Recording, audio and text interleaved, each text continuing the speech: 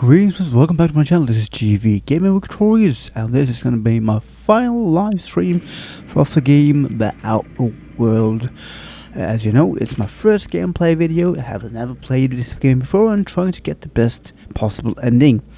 And if you do like this gameplay, leave a like, share it, and if you have played the game, let me know what ending did you get and how you found the game. So enjoy this gameplay. It's gonna be 4 hours long, and yeah, let's take it from there.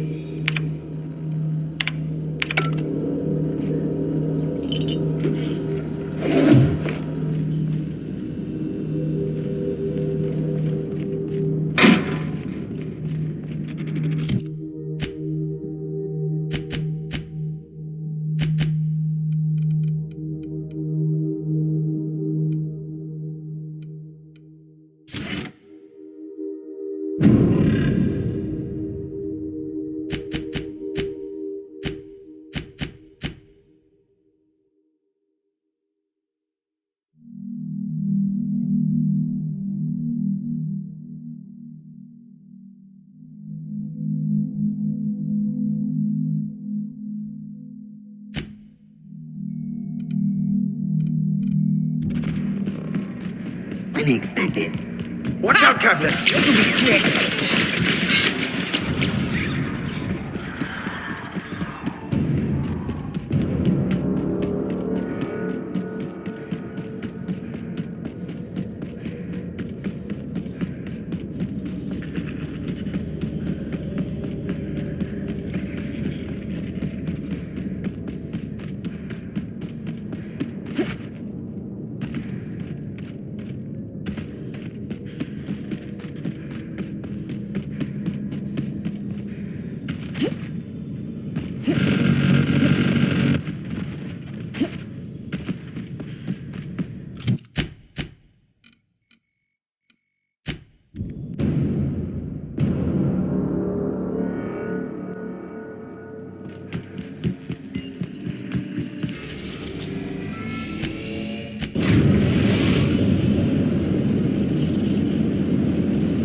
The groundbreaker has approved our request for docking, Captain. You're free to disembark.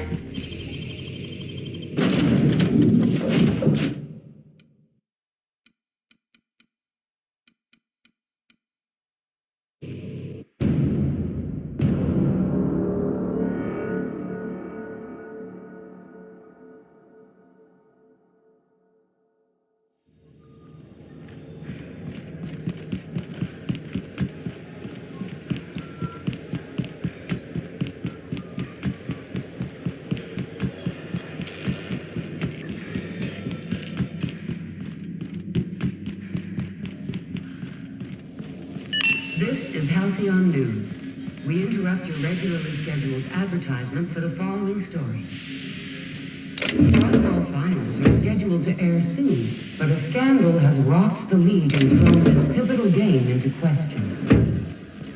Both teams have tested negative for performance-enhancing stims, a tossball for coaches and referees are debating how and if this be.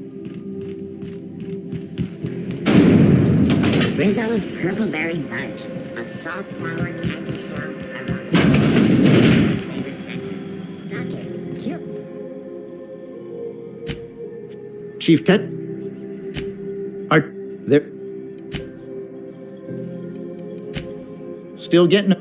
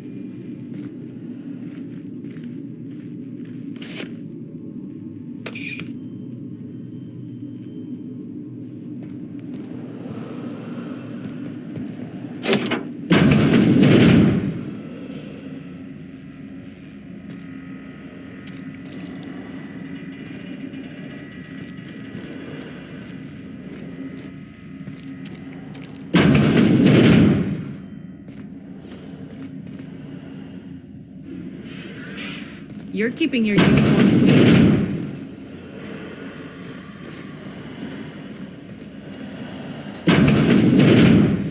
You ever wonder if maybe folks keep doors closed for a reason?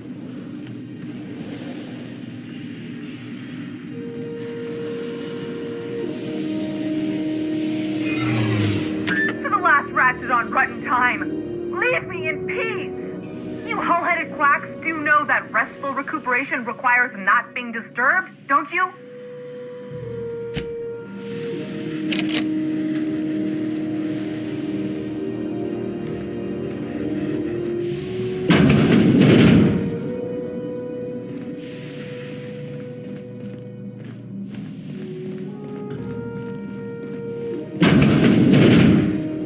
What's that noise? What do you think you're doing? Keep your hands to yourself.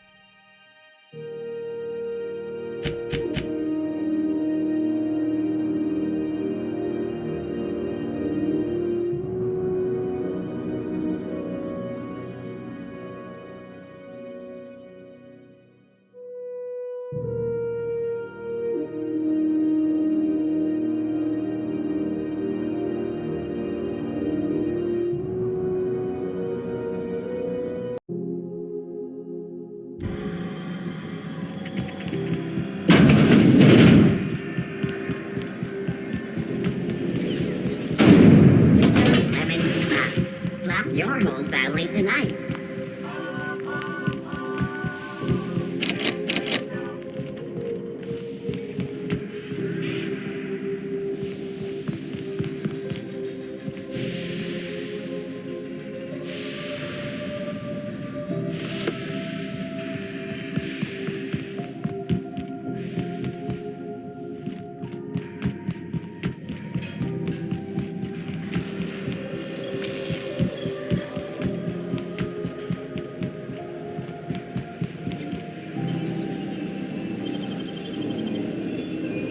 Nicely done.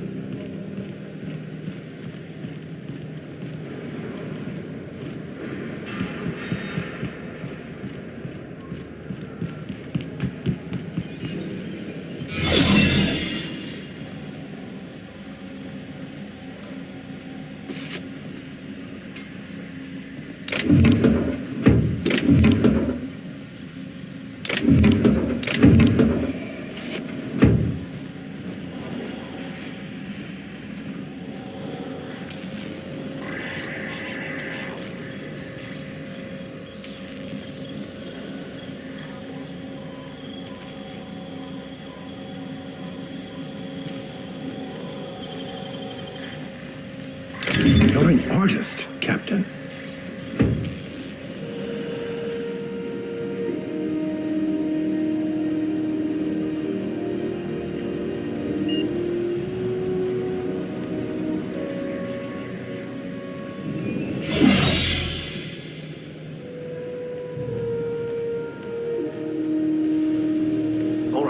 I'm going.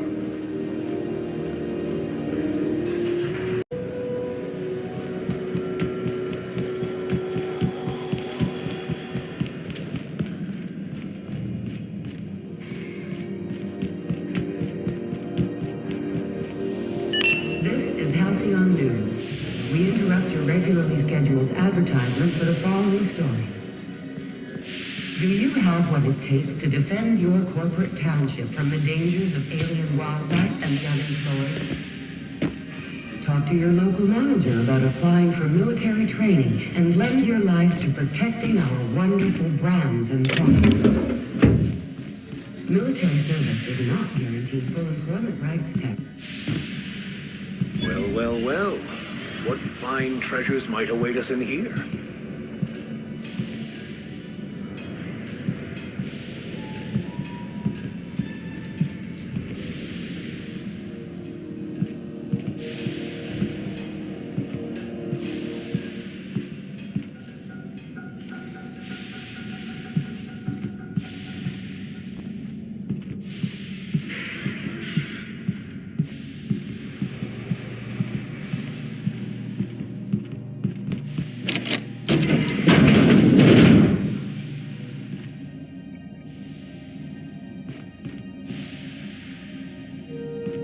Careful where you smoke. The crew bills us for air filtration.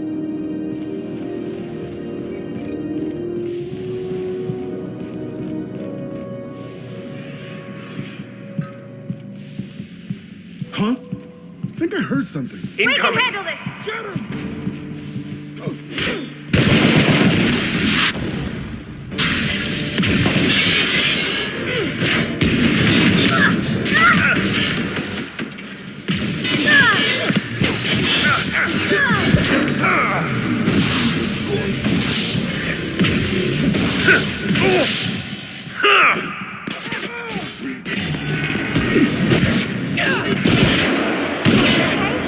Great.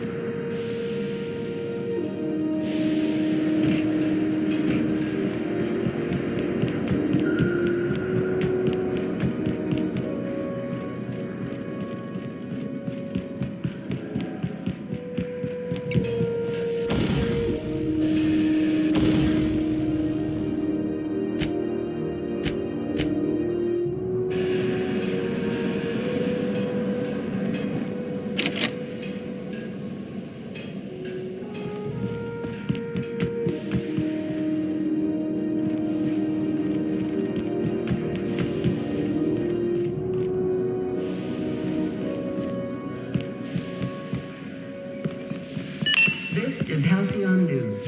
We interrupt your regularly scheduled advertisement for the following story.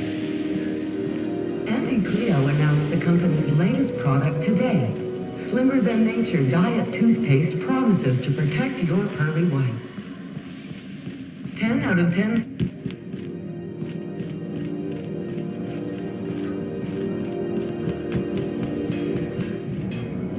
Carry on.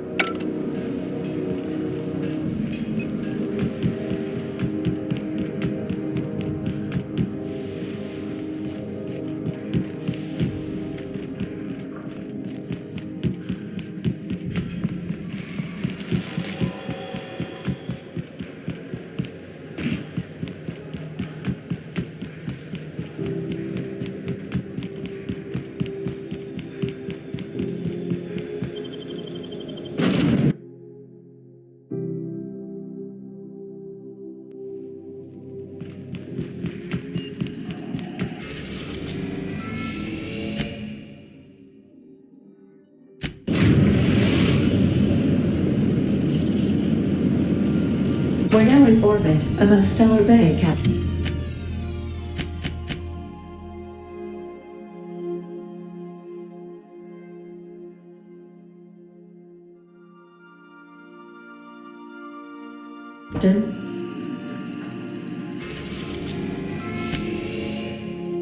We're now in orbit above Fallbrook, Captain.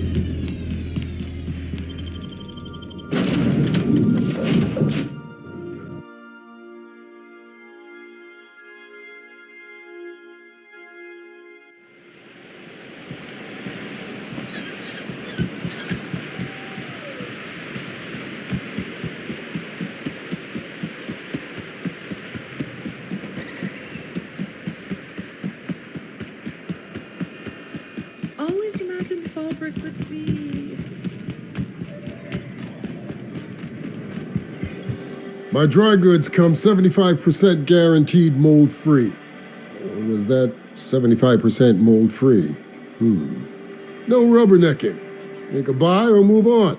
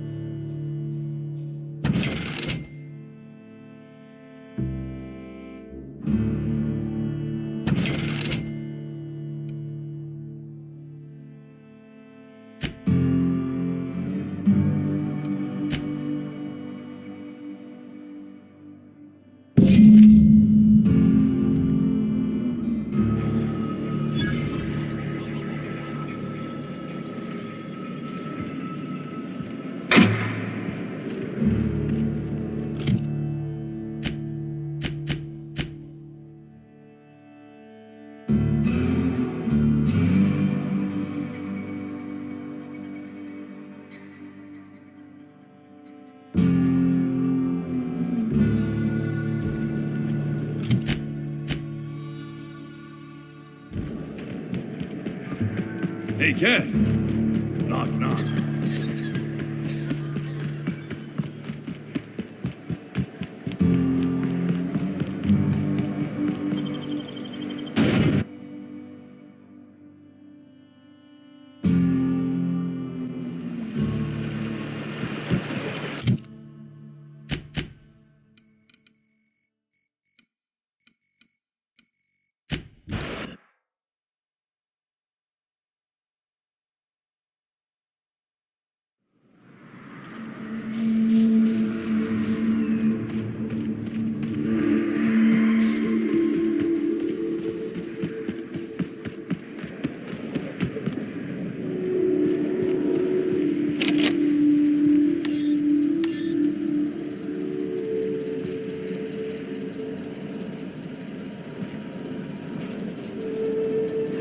Something you need?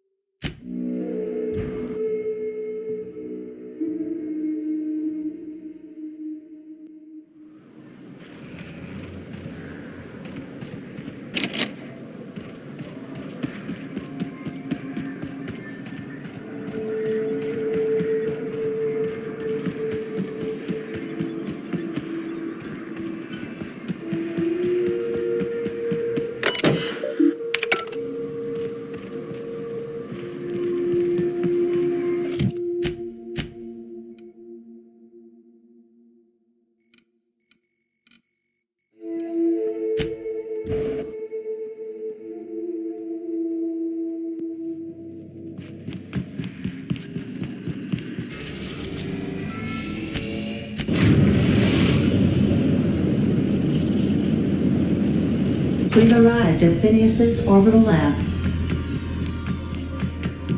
We'll be here, Captain.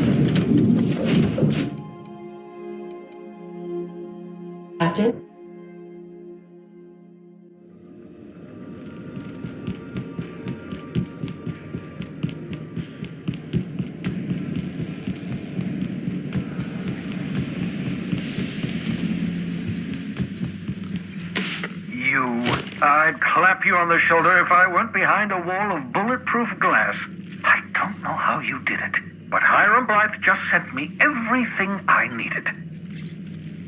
According to Hiram's message, Minister Clark has ordered a suspicious amount of dimethyl sulfoxide. It's almost as if he's hoarding the colony's remaining supply. Typical elitist, hoarding supplies during a time of scarcity. Once I have those chemicals, we can revive the Hope's colonists and put some decent people in charge. So, good news. You're going to Byzantium and stealing those chemicals. Exciting.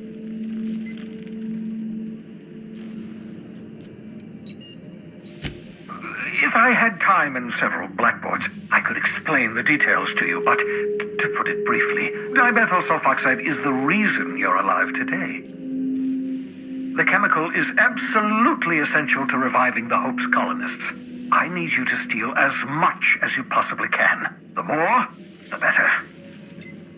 If you don't bring me enough chemicals, I might not be able to save the Hope's colonists, and then nothing will stop the board from destroying this colony. Aloysius Clark, Minister of Earth. Virtually every colony requires the presence of a Minister of Earth. Clark is complicit in every one of the board's crimes. Whenever the board issues some new decree, you'll find Clark's signature on the dotted line.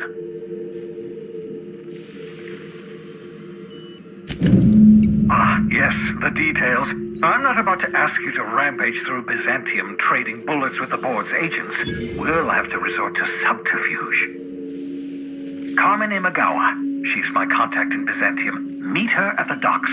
She'll have all the necessary intelligence you require. I'm giving you my old nav key to Byzantium. You'll need it to land in the Golden City. Remember, you're looking for dimethyl sulfoxide. Big green bubbling vessel with a warning label. I'll take as much as you can find.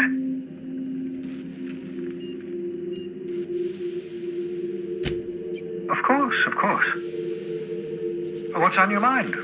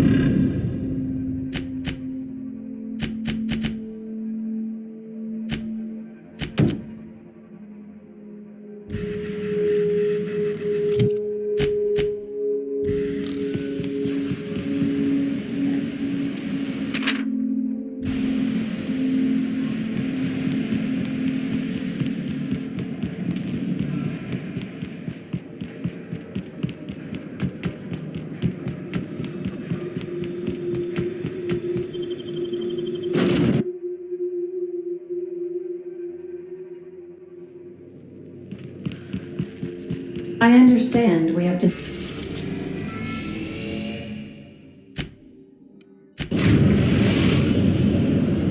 Captain, I'm receiving an urgent docking request from another vessel.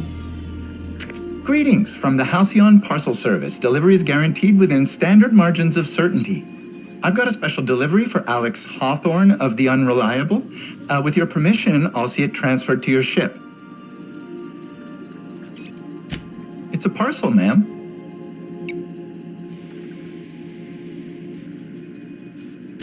A parcel is a shipment wrapped and prepared for delivery, ma'am.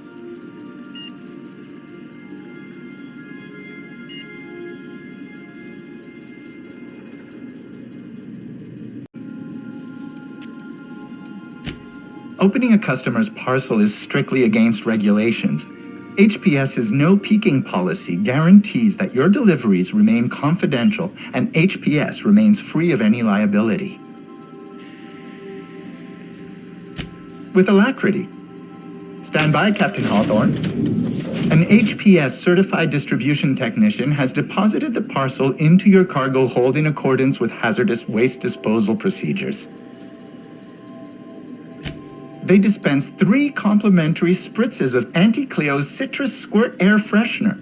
That's the HPS touch for you, Captain Hawthorne. On behalf of HPS, I'd like to remind you that HPS is not responsible for any damage, defacement, or unseemliness to your parcel. Thank you for your patience, and please remember HPS for all of your future parcel-related needs.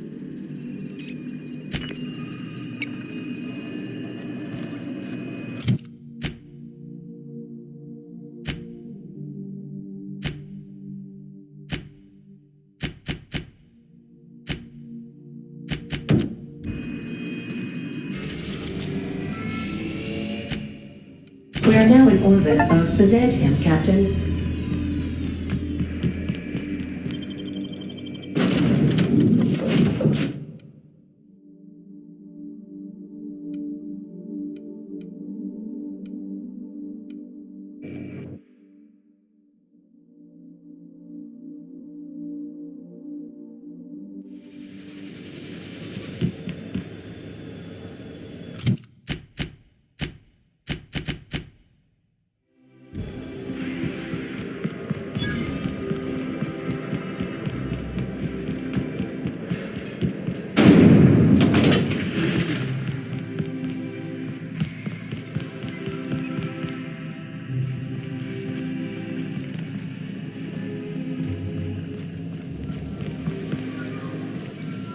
A UDL security attendant is always prepared.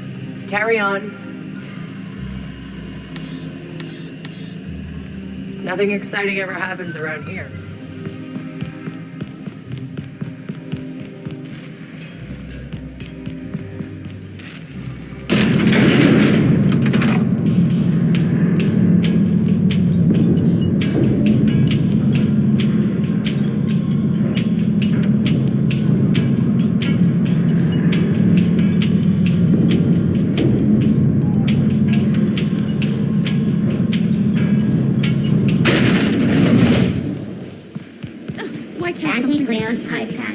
All of the benefits of smoking. Hey, you. Yeah, you. Want to be famous? It really does gleam like spit-shined gold. You think I'd get arrested if I climbed up on that to get a look at the gearings?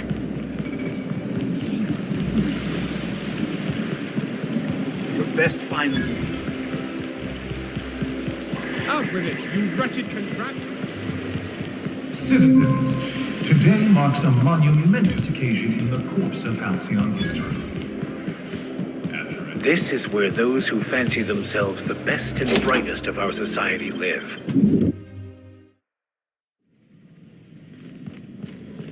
Impressive place Dr. Chartrand has.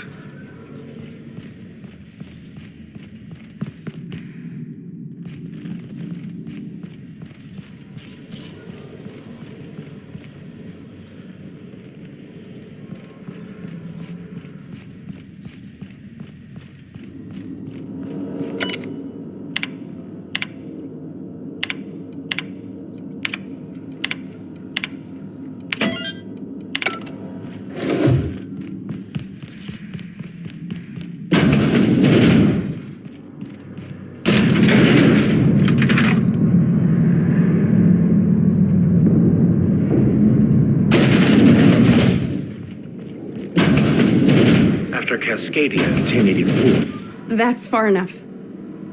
What are you doing here? How did you even get inside?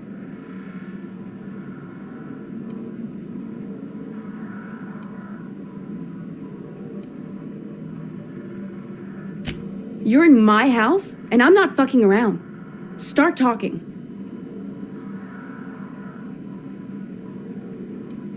My what conspiracy?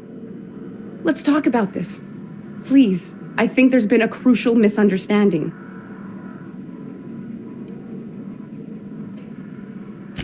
Just give me a second to explain myself. If you still want to shoot me, at least it'll be for an accurate reason. If you came looking for some elaborate scheme, it isn't here. All I'm doing is trying to keep Halcyon alive. What are you doing, Doctor? This information is beyond classified. You can write me up in your report. It hardly matters. I'm researching a new way to feed the colony. The crops we transplanted from Earth don't give us the nutrients we need. Our colonists might not realize it yet, but they're starving. The food we grow here barely sustains human life. The colony won't last under these conditions. So, the board let me approach the problem from a different angle. I believed that I could adapt humans to live on Halcyon's terms. That I could change us. Give us the ability to derive sustenance from the nutrients the food does have.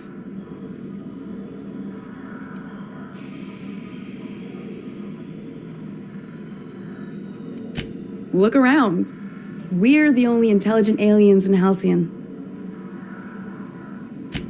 Not for lack of trying. I wanted to save them all, but I wasn't strong enough. I wouldn't allow us to experiment on convicts or the unemployed. It's wrong, no matter what the law says. Everyone agreed. We accepted the risks. I'm desperate. I've already asked all the best institutes on Earth for help. Years ago, we sent a message out on the Cornelius Vanderbilt, but heard nothing back.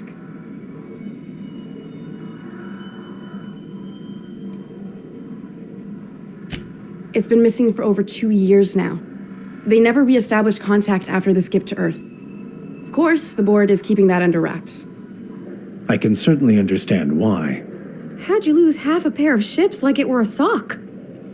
The board is uneasy about letting the colony know, seeing as half of their military force vanished without a trace.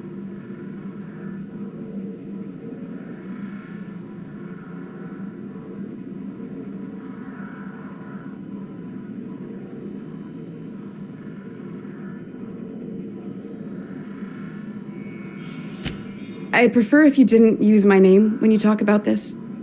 My contract has a list of very terrible consequences for breaking secrecy. Once we can replicate a success, the board will move to rewire our nucleon. With any luck, our next generation will be eating and thriving off Halcyon crops. You really think the board got our best interests at heart? I mean, they say, but I'm just not sure. We haven't made enough strides to advance the plan. Hardly any at all. But we have to keep trying.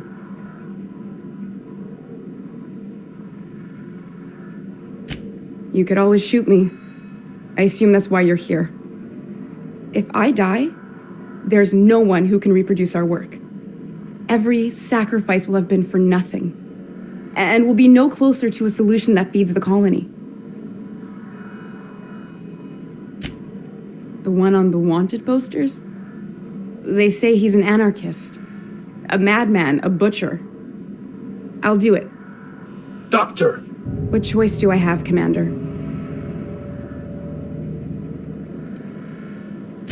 What kind of scientist would I be if I held to a promise like that? I need to get out of here. Phineas can contact me when he's ready to work together. For now, I'd better pack up the lab and head somewhere discreet. Not so fast.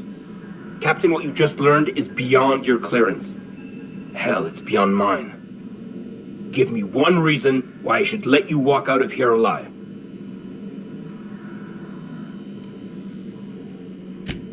Wrong answer.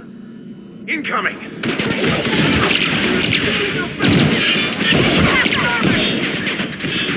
I've had quite enough of you!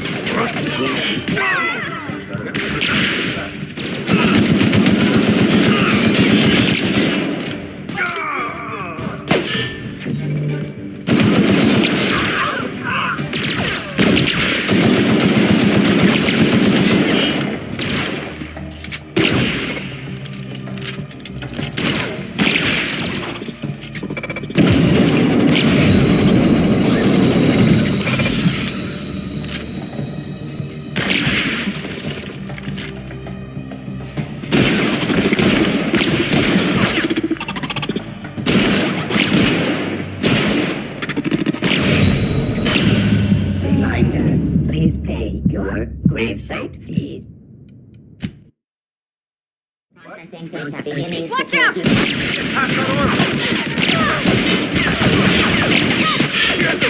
I learned in prison.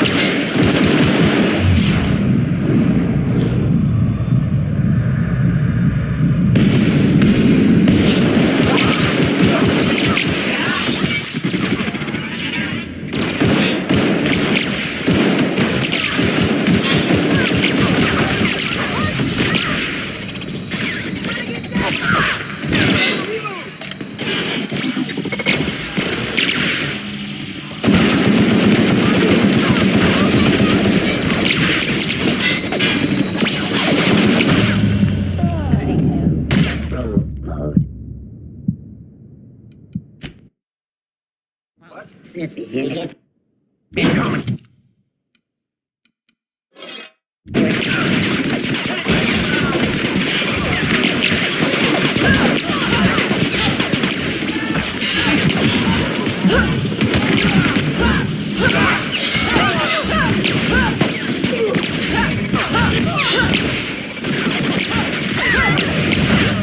Reminder, please pay your gravesite fees.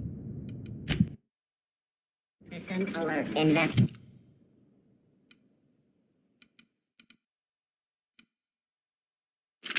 Beginning. Here they come! I'm getting through!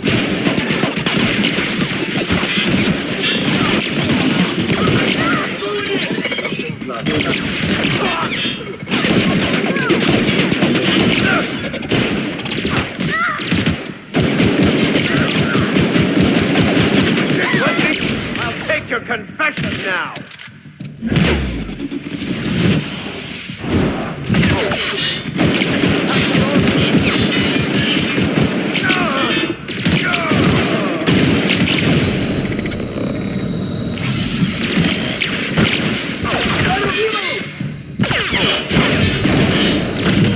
Pathetic!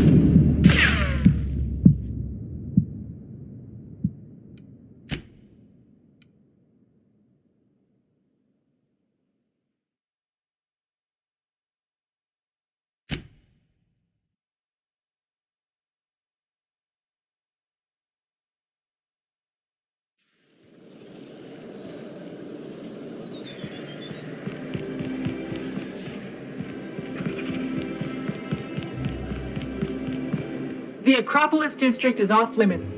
What in the law's name are you on about?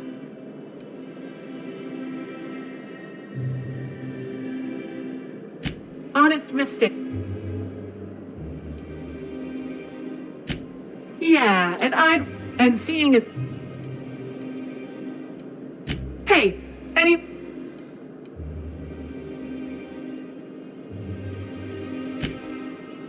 did I say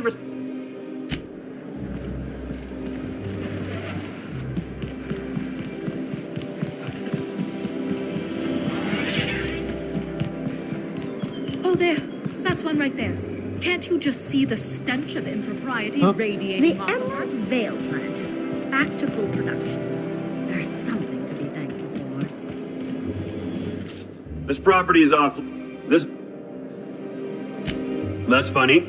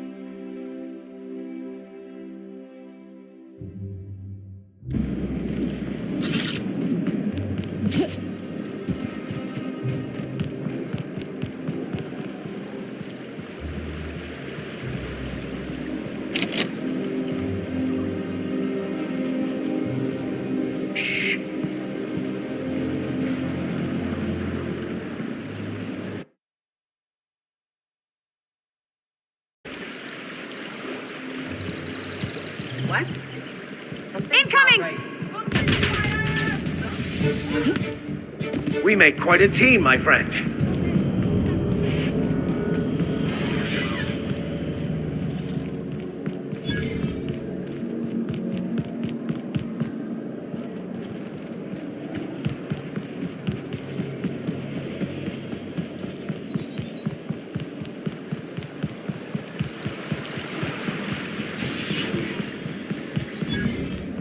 All right, how does this sound?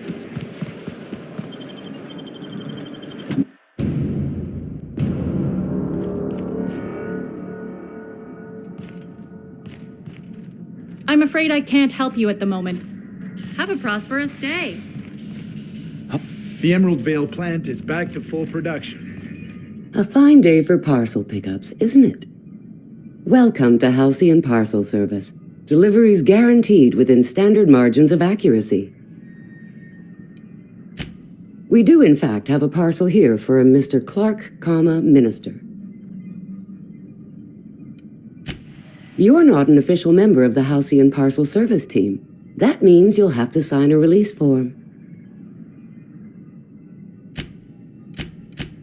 Oh, I'd have to submit a request for a release form, and then wait for a receipt for my request of a release form. Then you'd have to make an appointment. Couldn't say. We've got a backlog, and I'm planning on retiring in the next 35 years, but I could give my successor a memo on your behalf. You're welcome to lodge a complaint in our suggestion box. Actually, no. We're still waiting on our delivery of a new suggestion box.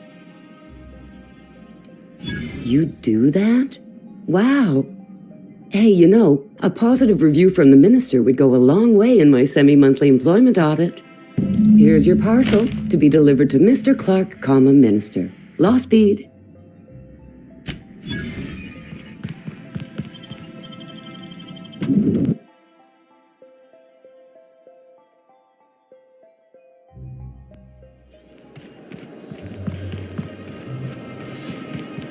So, Drizzle's Triple Berry Crunch, Sugar Gel Flakes, and Purple Berry flavored Power Nuggets. Now with 12% more crunch.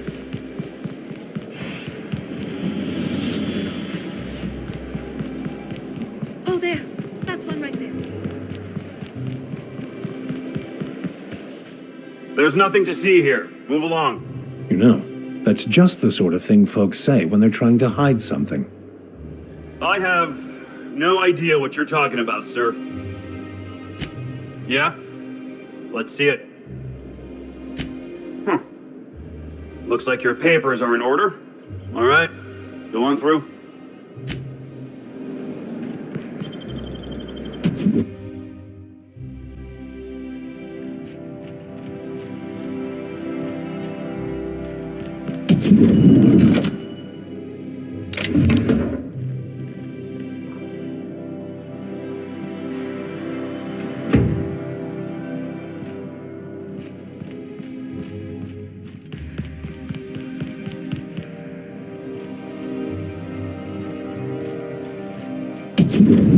How did you get in here? You're not one of my guards. What are you doing here? Oh, my law. Captain, that's the minister! Mr. Clark! Oh, wow. Minister Clark, what a remarkable honor it is to meet you. If this is about another Aetherwave clip or radio spot, you may kindly fuck off, as the parlance goes. I'm not doing any more.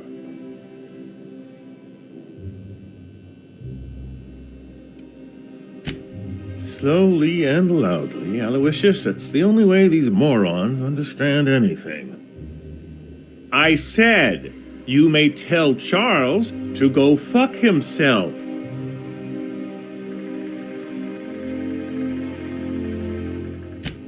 Then you're not part of Rockwell's PR team. That means you're a dissident?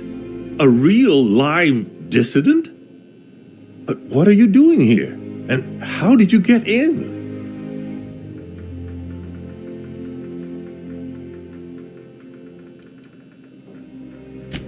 My friend, the slightest demonstration of independent thought or action renders one a dissident in the board's rather expansive definition of the term, which is why I'm dying to know what brought you here.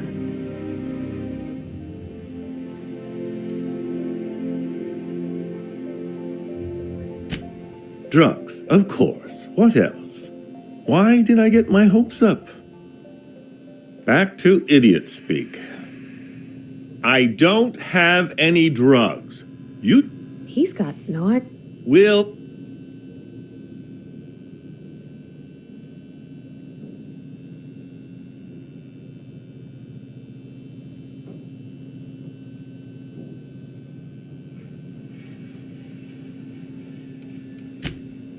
Oh dear, I don't think I can say this any more slowly. Unless... Of course! It's Rockwell again, who else? And I thought he was only holding me here to keep me out of the way. Chairman Rockwell. He's kept me under house arrest for years. I've long suspected him of transacting business in my name, but this proves it. You've been all alone in this house? Would you like me to make you tea? Please, this is important. Whatever it is that brought you here, Rockwell's the one behind it.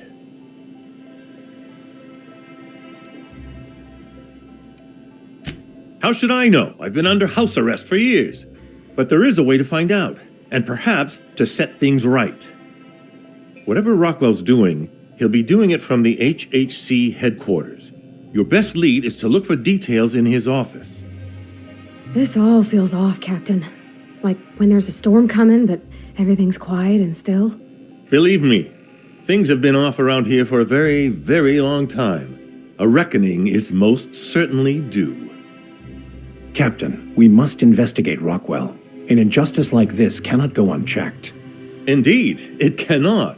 I can't overstate the urgency of the matter. Why, this is starting to sound like an issue of Dissident Hunter.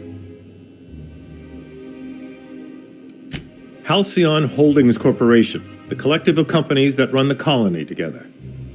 Allegedly in partnership with the Earth Directorate and appointed Minister of Earth.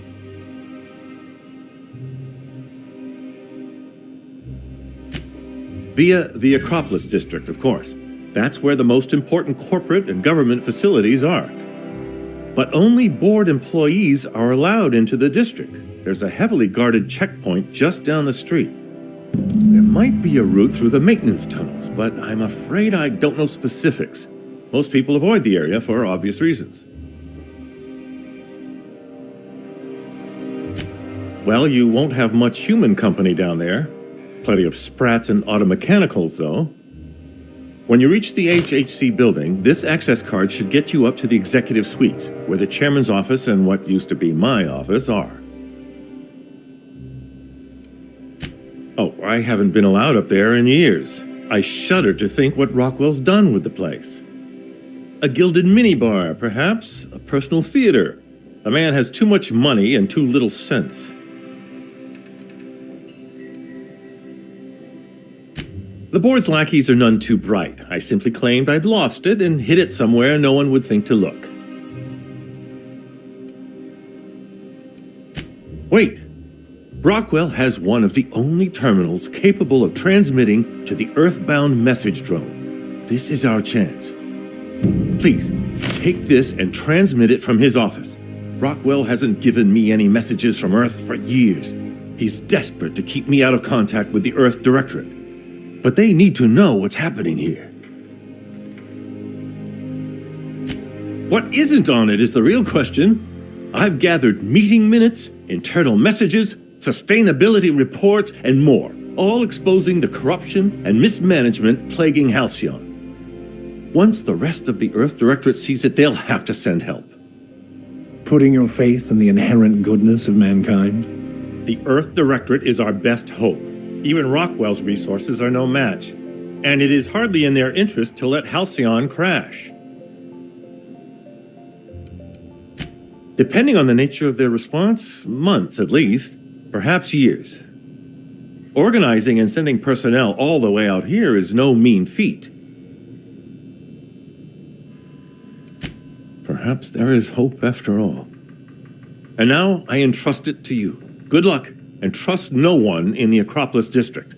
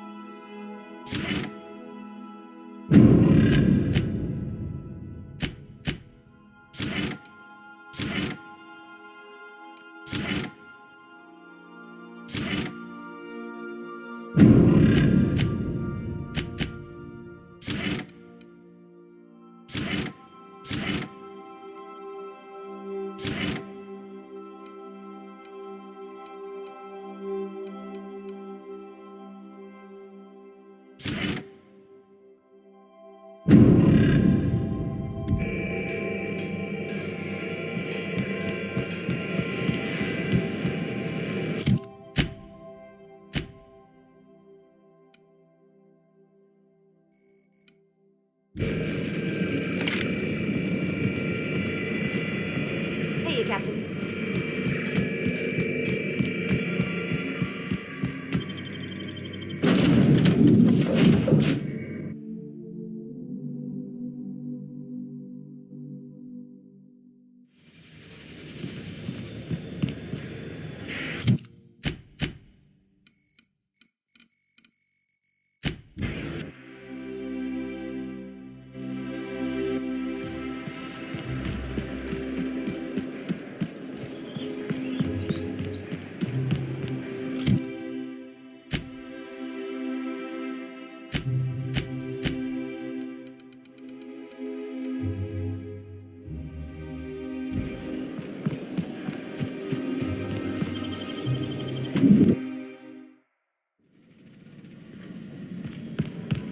Impressive place Dr. Chartrand has.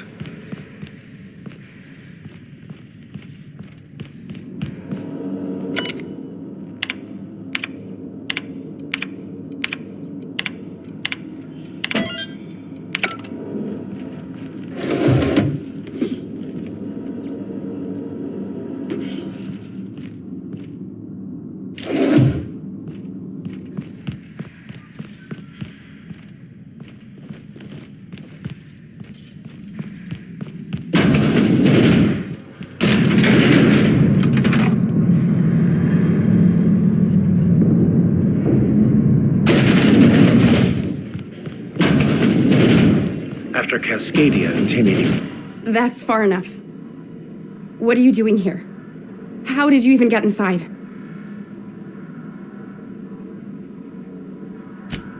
Hagen? I've never heard of her. Is she from the board? Damn it. I knew this would happen.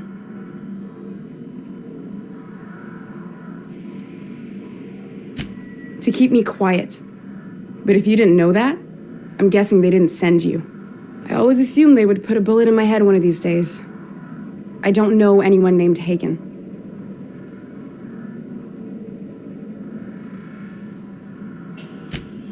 That's a gentle, womanly way of putting it, Captain. She's obsessed with aliens.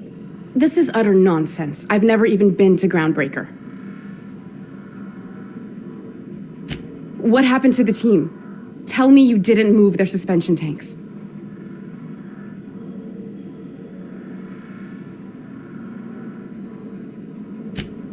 Small consolation. My team, the finest minds of their generation, reduced to salvage. We were trying to prove that the colony could survive the crisis bearing down on us. What are you doing, Doctor? This information is beyond classified. You can write me up in your report. It hardly matters. I'm researching a new way to feed the colony. The crops we transplanted from Earth don't give us the nutrients we need. Our colonists might not realize it yet, but they're starving. The food we grow here barely sustains human life. The colony won't last under these conditions. So, the board let me approach the problem from a different angle. I believed that I could adapt humans to live on Halcyon's terms. That I could change us. Give us the ability to derive sustenance from the nutrients the food does have. Not for lack of trying. I wanted to save them all, but I wasn't strong enough.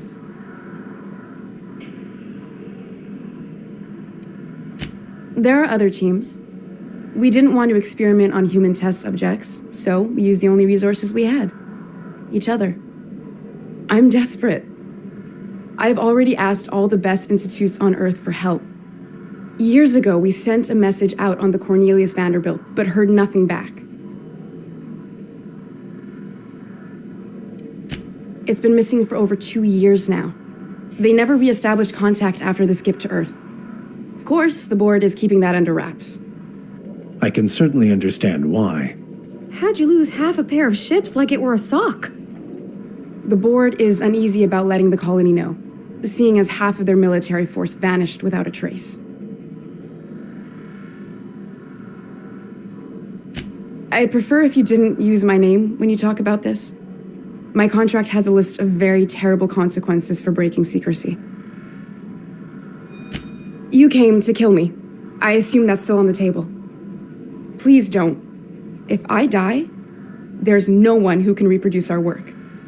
Every sacrifice will have been for nothing, and we'll be no closer to a solution that feeds the colony.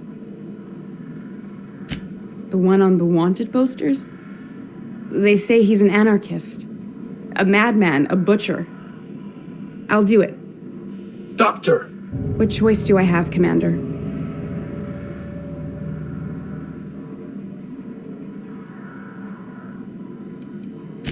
Alien conspiracy? No. What, did you hit your head on your way in or something? I need to get out of here. Phineas can contact me when he's ready to work together. For now, I'd better pack up the lab and head somewhere discreet. Not so fast. Captain, what you just learned is beyond your clearance. Hell, it's beyond mine. Give me one reason why I should let you walk out of here alive.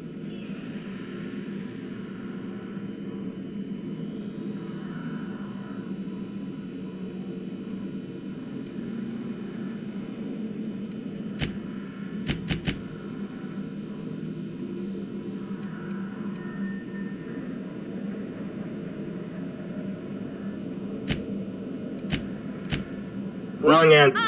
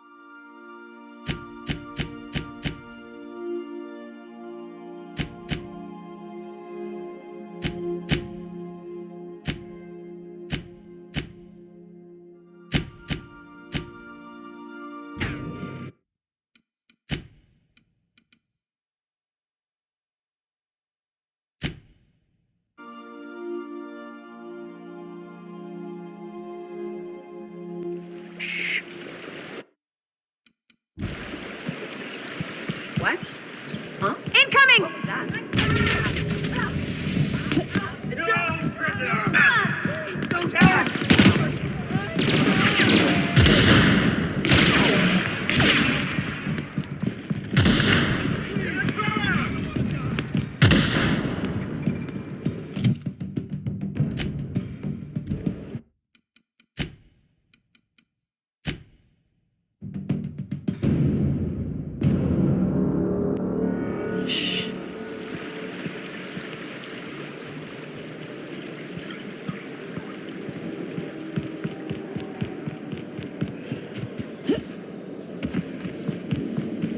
Oh, there. That's one right there.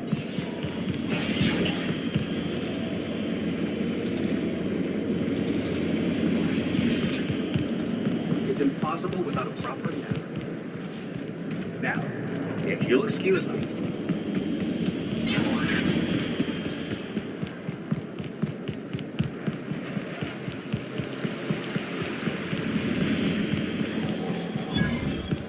All right. How does this sound?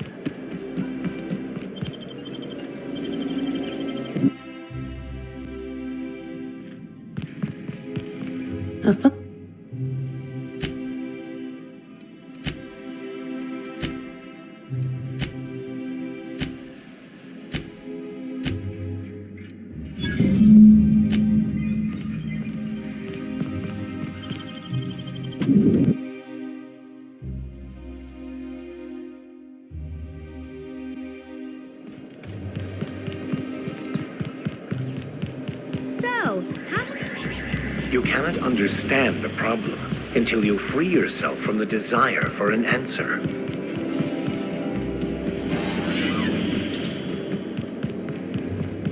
Oh, there. That's one right there.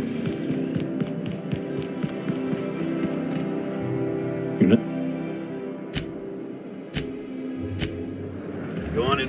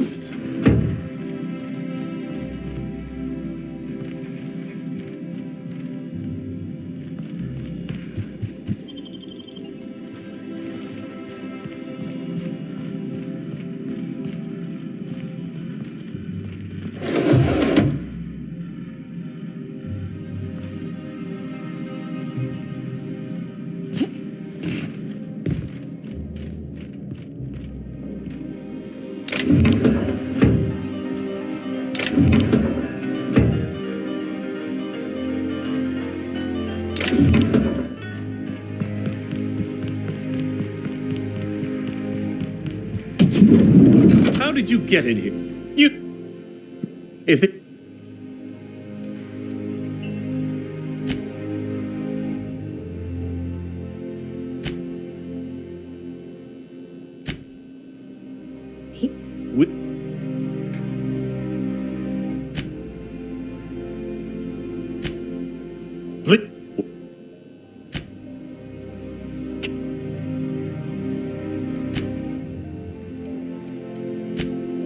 But only boredom.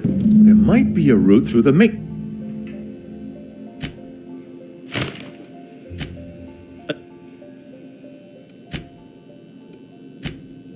There. Wait. Good. What a pleasure.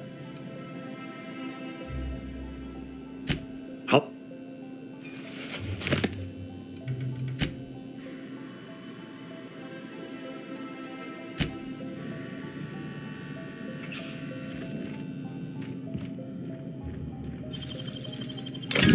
You're fast.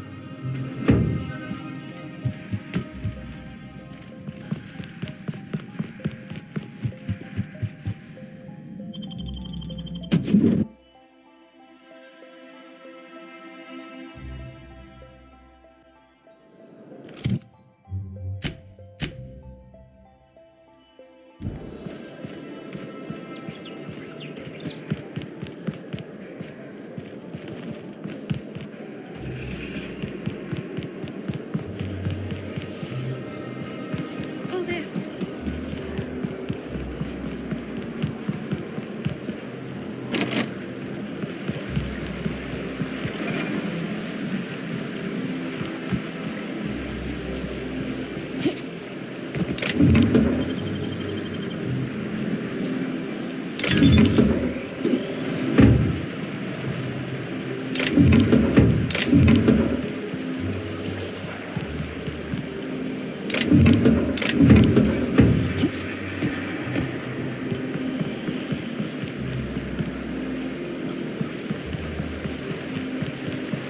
pursue every tech.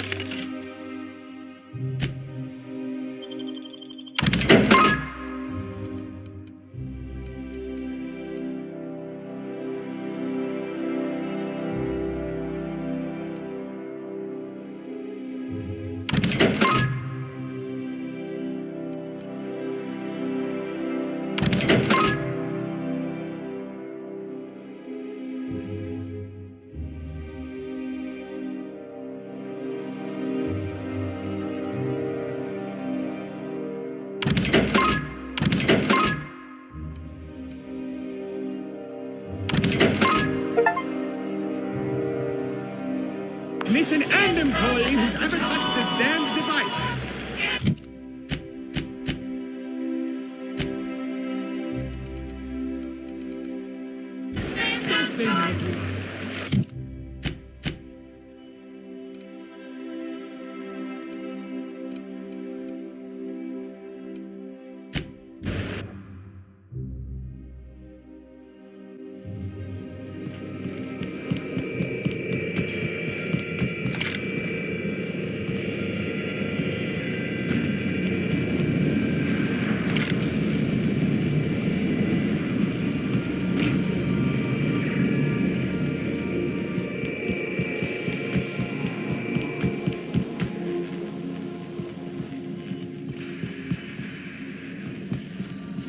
I've shut off the visual feed from my ocular inputs in the captain's quarters, so you're free to disrobe whenever you'd like.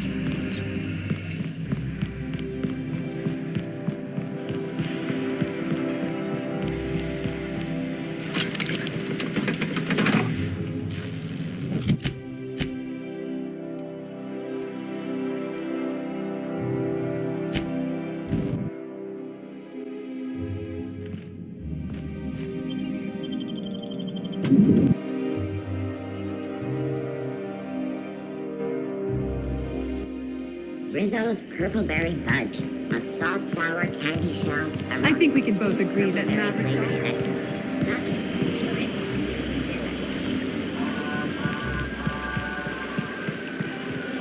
Oh, for the good old...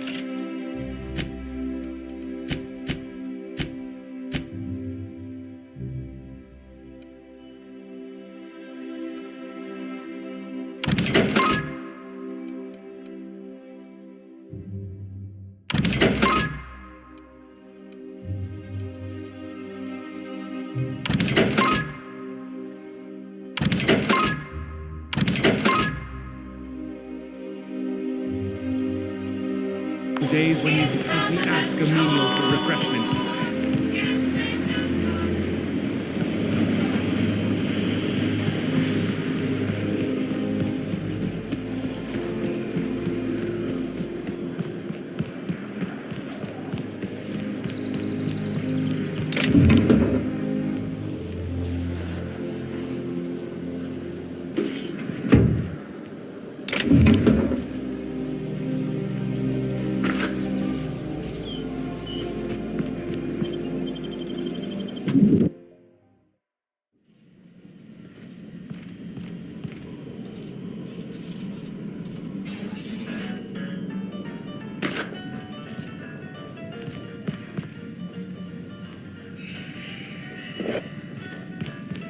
Impressive place Dr. Chartrand has.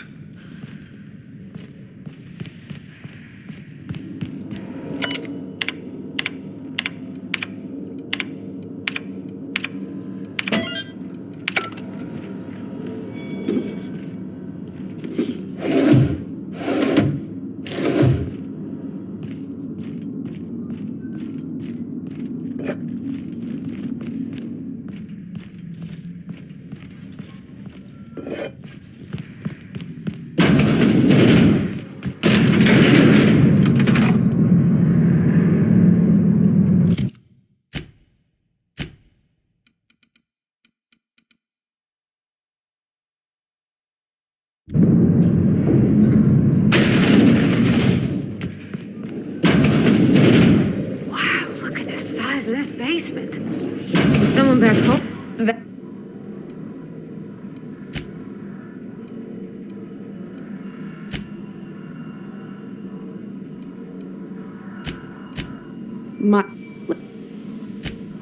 What are you doing?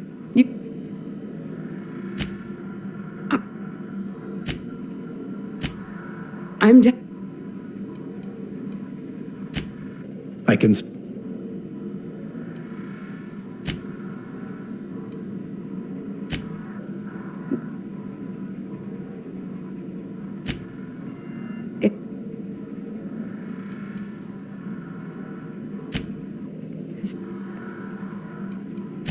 It may not be pretty, but we risk the colony's downfall if we hinder the doctor's research.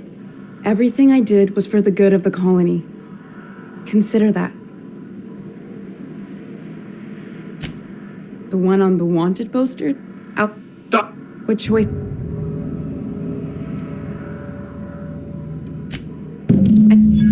Not give.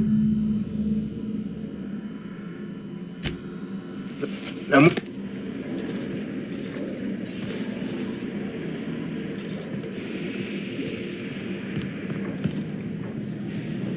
Transaction is not authorized. Error.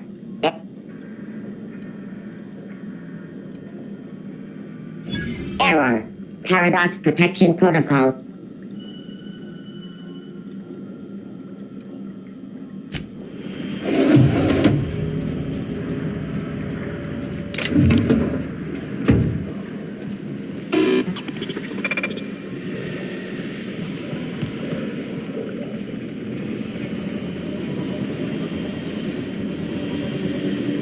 Here they come.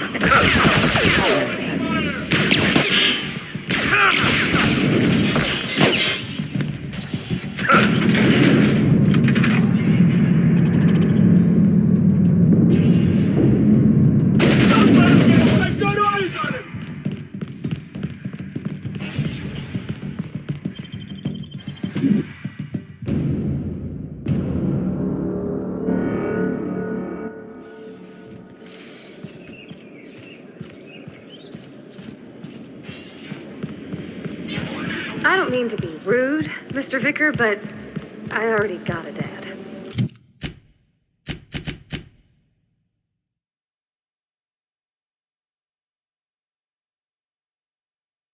I don't need a new one. Nor would I ever try to replace him. Why don't you think of me as a big brother who can't seem to help but blather on about the absurdities of existence? I think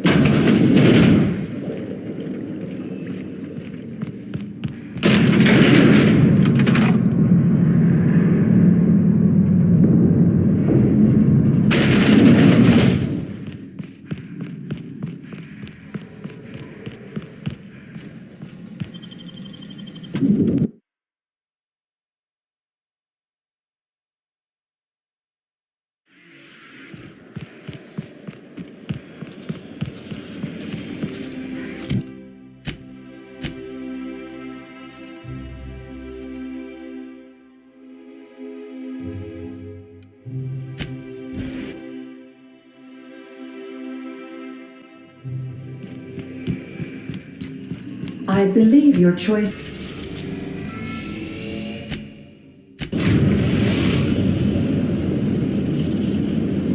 The groundbreaker has approved our request for docking, Captain.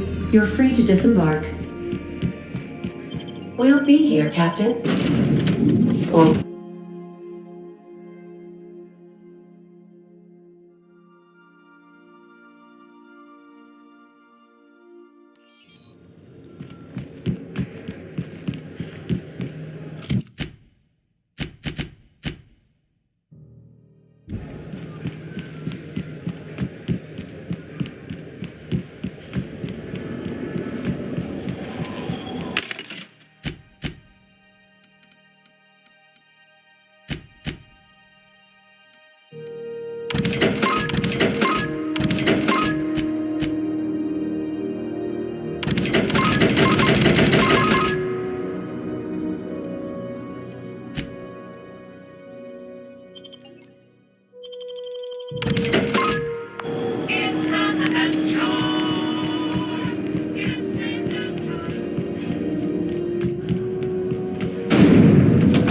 Rizzo's mock apple cider. A hard cider for a hard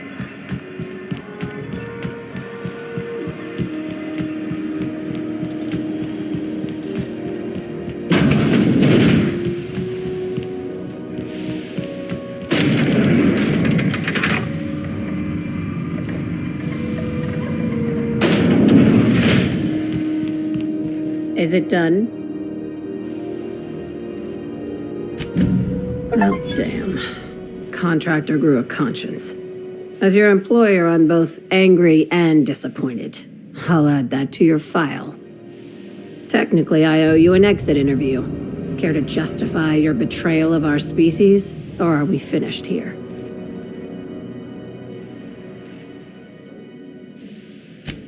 You're awfully quick to trust someone who offed her colleagues and called it a good start. Out of my office. We're done. You think maybe she's got an itchy trigger finger? I don't want to find out. What a surprise. Seems we're no longer wanted here.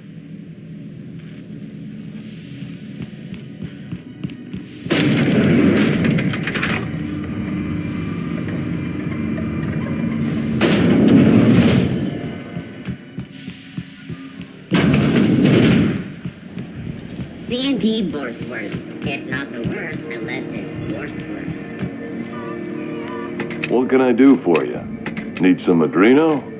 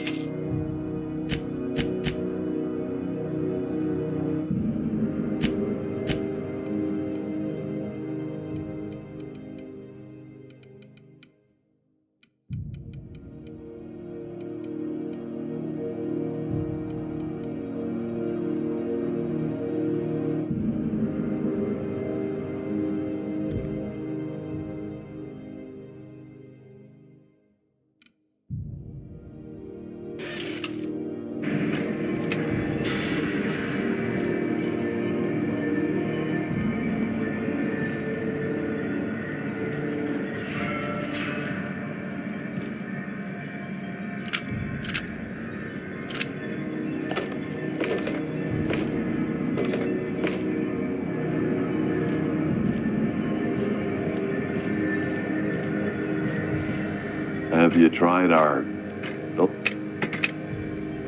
Have a...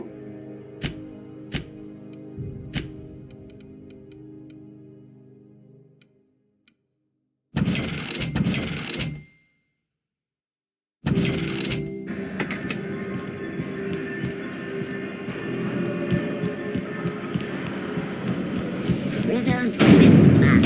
Slap your whole family tonight.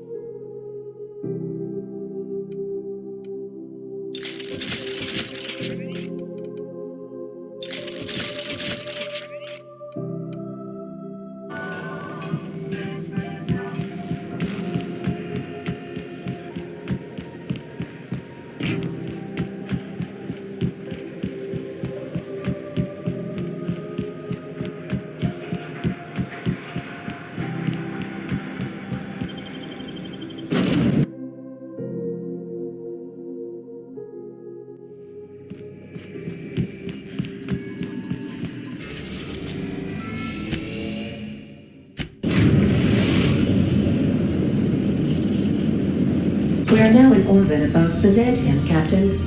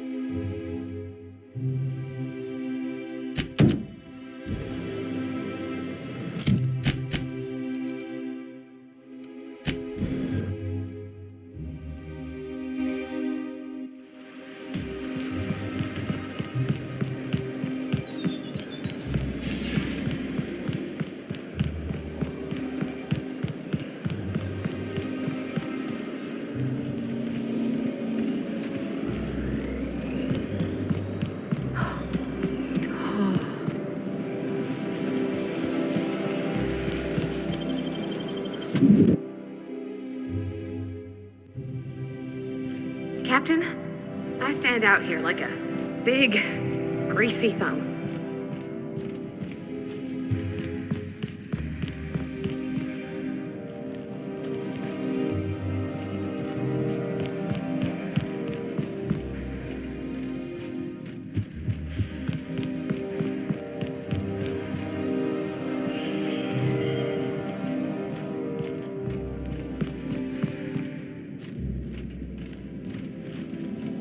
State your business.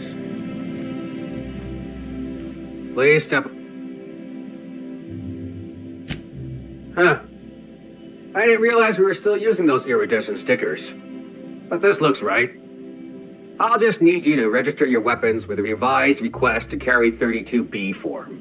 Each weapon will need a separate form. I'm not authorized to employ humor on the job, ma'am. Now, let's see. Damn it. When did I run out of forms?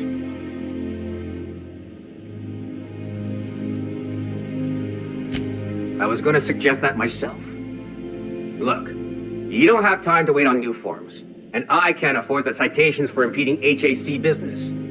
So I'm going to save us both some trouble and waive your forms.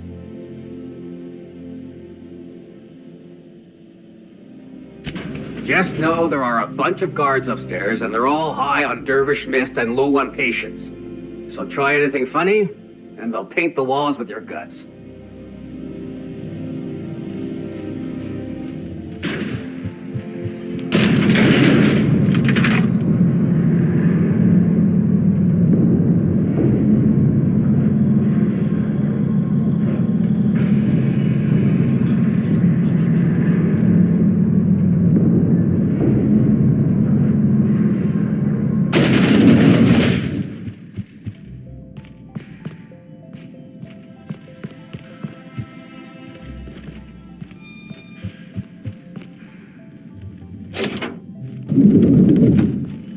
Excuse me, just a moment.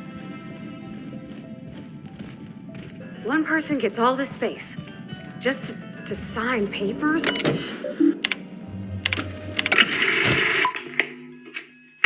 Good afternoon. I'm Chairman Rockwell, and I'm here to address a serious issue facing us. As you all know, our colony has been successful beyond our wildest dreams. Unfortunately, We've recently discovered that our food supply will not be able to sustain Halcyon's population in the long term. Everyone will die. Everyone will slowly stop living from malnutrition. But we're doing it together, and that's what matters. I fucking swear, if someone doesn't give me something to read that will placate the masses soon, all of you will find yourselves violently unemployed. But I can assure you there's nothing to fear. We've got a solution. It's called the Lifetime Employment Program. We will freeze most of the colony to preserve resources, while the best and brightest of Byzantium continue living in prosperity. Look, you idiots! How many times do I have to tell you we can't say shit like that? Fire whoever wrote this! While Halcyon's brightest minds solve the problem of our nutritional shortage, the rest of the colony will be placed in suspended animation. Individuals will be revived on a rotating basis, so that every Halcyonite can be part of the important work of saving our colony. By testing paperweights. Sorry, couldn't resist. Let's go again. And someday, in the not-too-distant future when we've solved this crisis, we'll all be back together again working for the good of Halcyon. Until then, the board shall provide for the deserving just as it always has.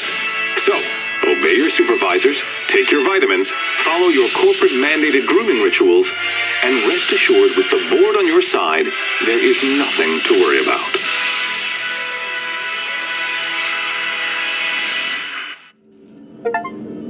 That was all a story, wasn't it?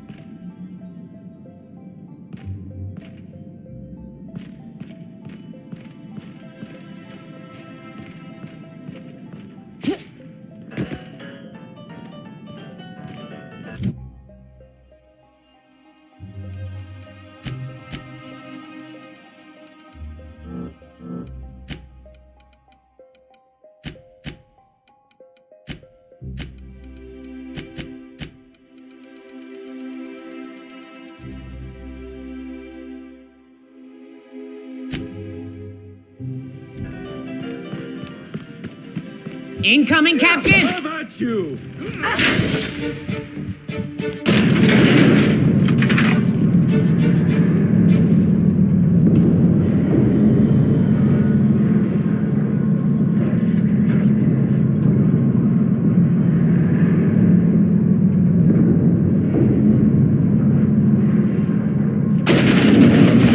What? Incoming!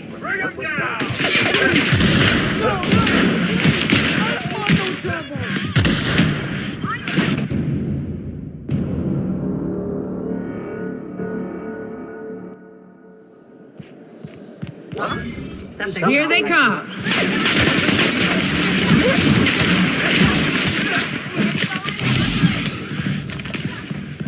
What was that? Fire! Please no!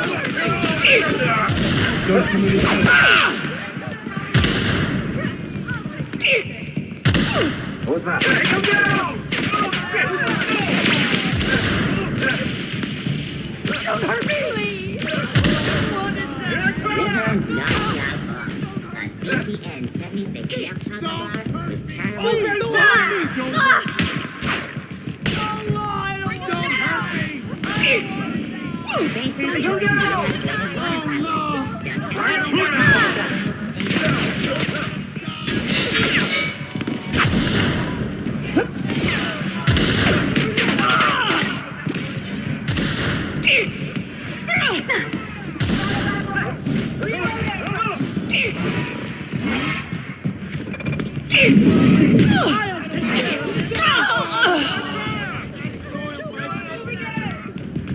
I don't want to die.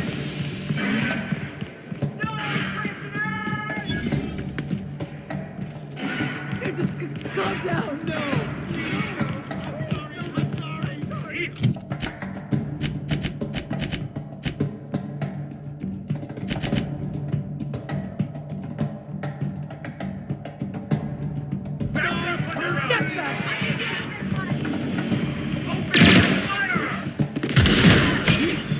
are stand your ground!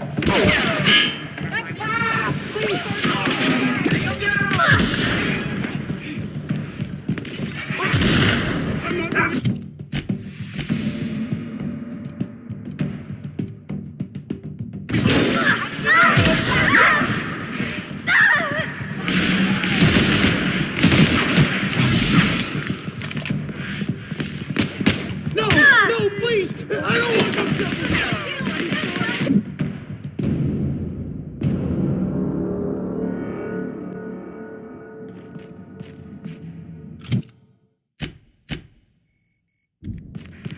Incoming!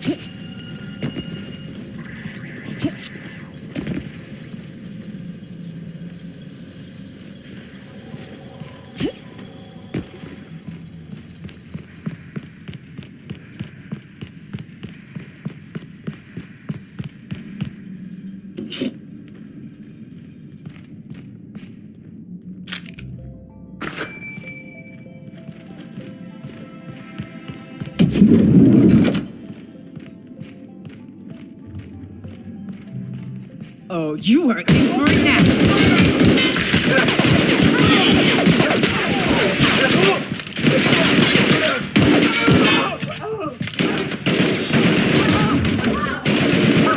Nothing like a good tussle.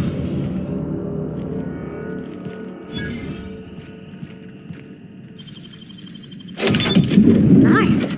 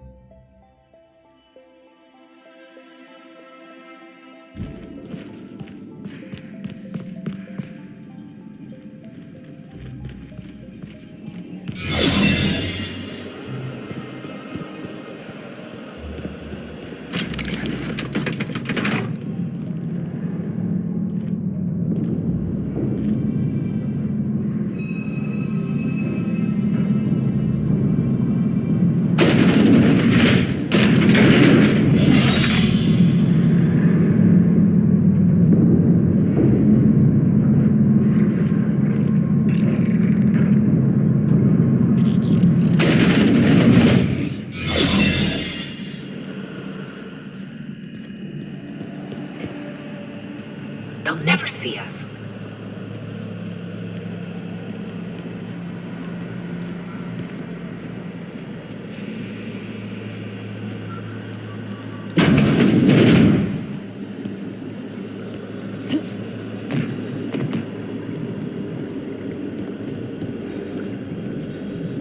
Looking good, soldier.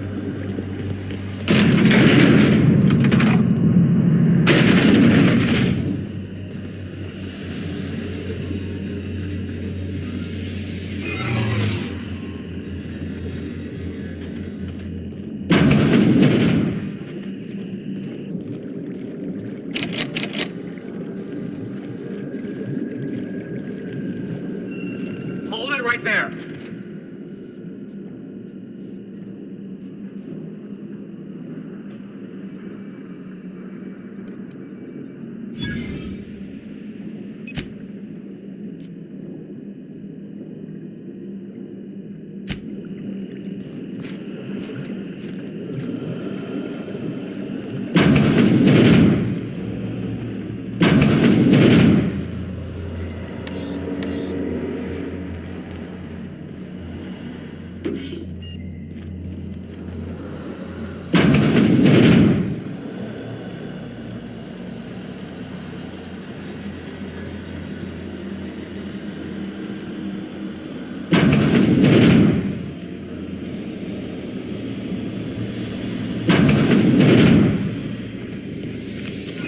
This area is for authorized personnel only. I guess that's what I was... When you put it that... Still...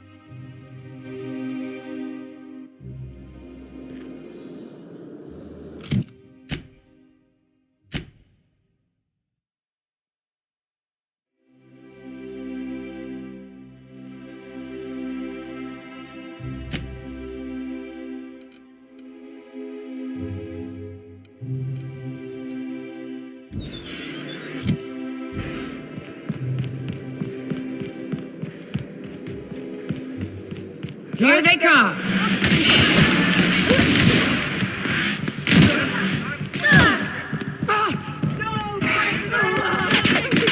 Processing.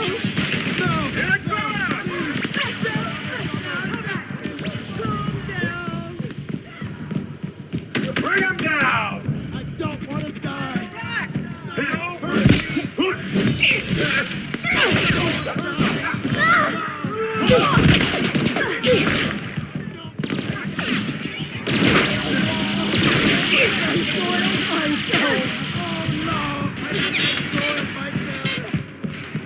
What was the take him down?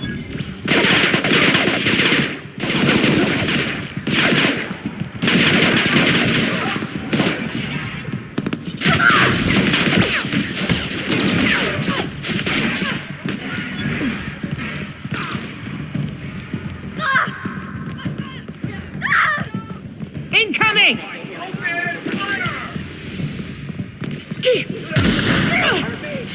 Please don't hurt me! Rizzo Spectre Vodka. Don't hurt me! Take him down! I'm sorry! I don't want to die! Don't hurt me! I don't want to die! No! Protect her!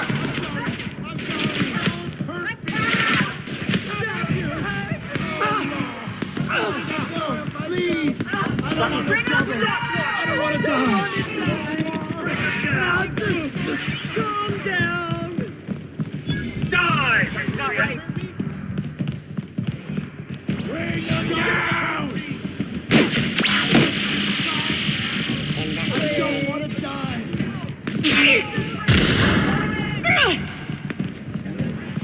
You pick.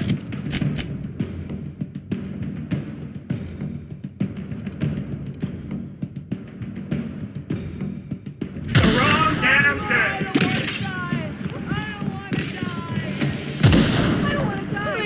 Don't hurt me!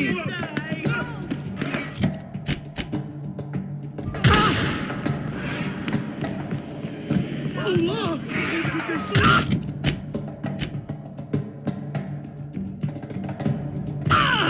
Rizzo's Purple Punch. I don't want to die! Please don't hurt me! I don't want to die!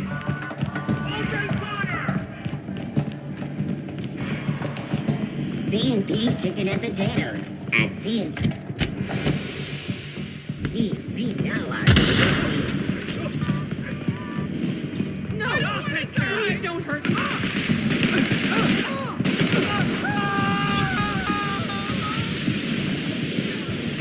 Please! I don't want no trouble!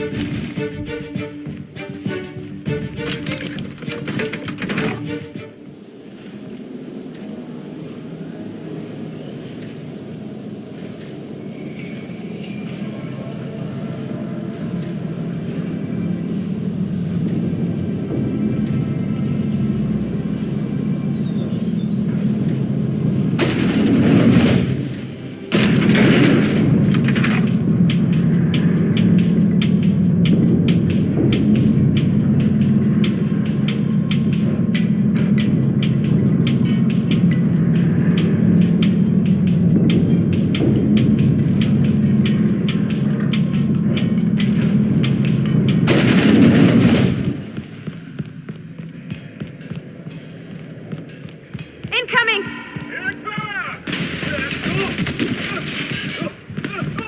Wow, not even a scratch. Here they come!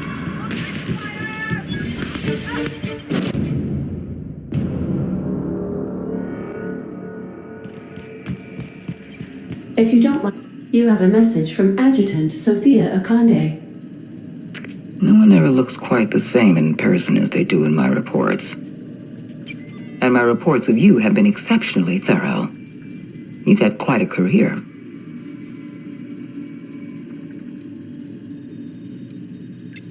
I've been keeping up with you ever since Emerald Vale.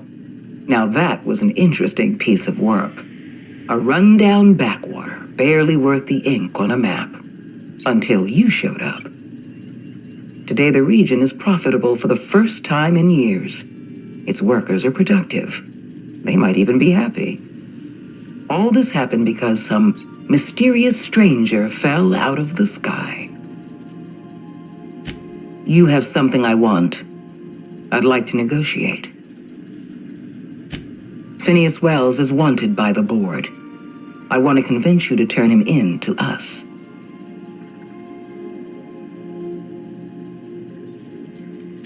He has a litany of charges against him. Vandalism, illegal experimentation, sedition. I could go on. Wells is a dangerous madman. His plan is going to endanger everyone in Halcyon. He's an obsessive psychopath. And he's using you. You're in contact with Wells. I want you to send us a tracing signal from his communication terminal.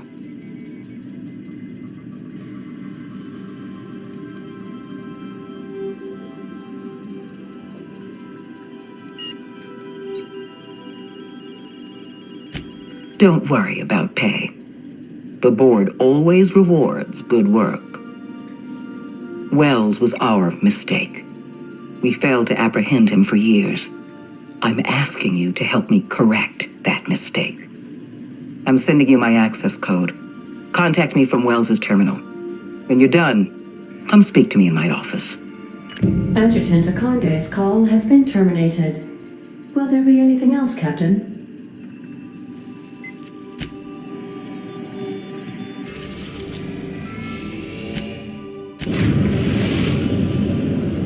We have successfully arrived at Phineas's orbital lab, Captain, and we are still in one piece. Shall I congratulate myself?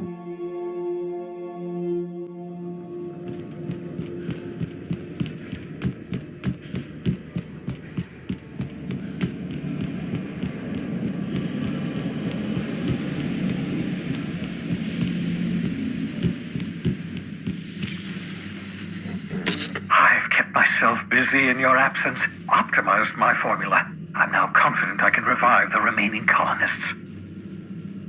All I need now is the dimethyl sulfoxide. I'll take as much as you can give me.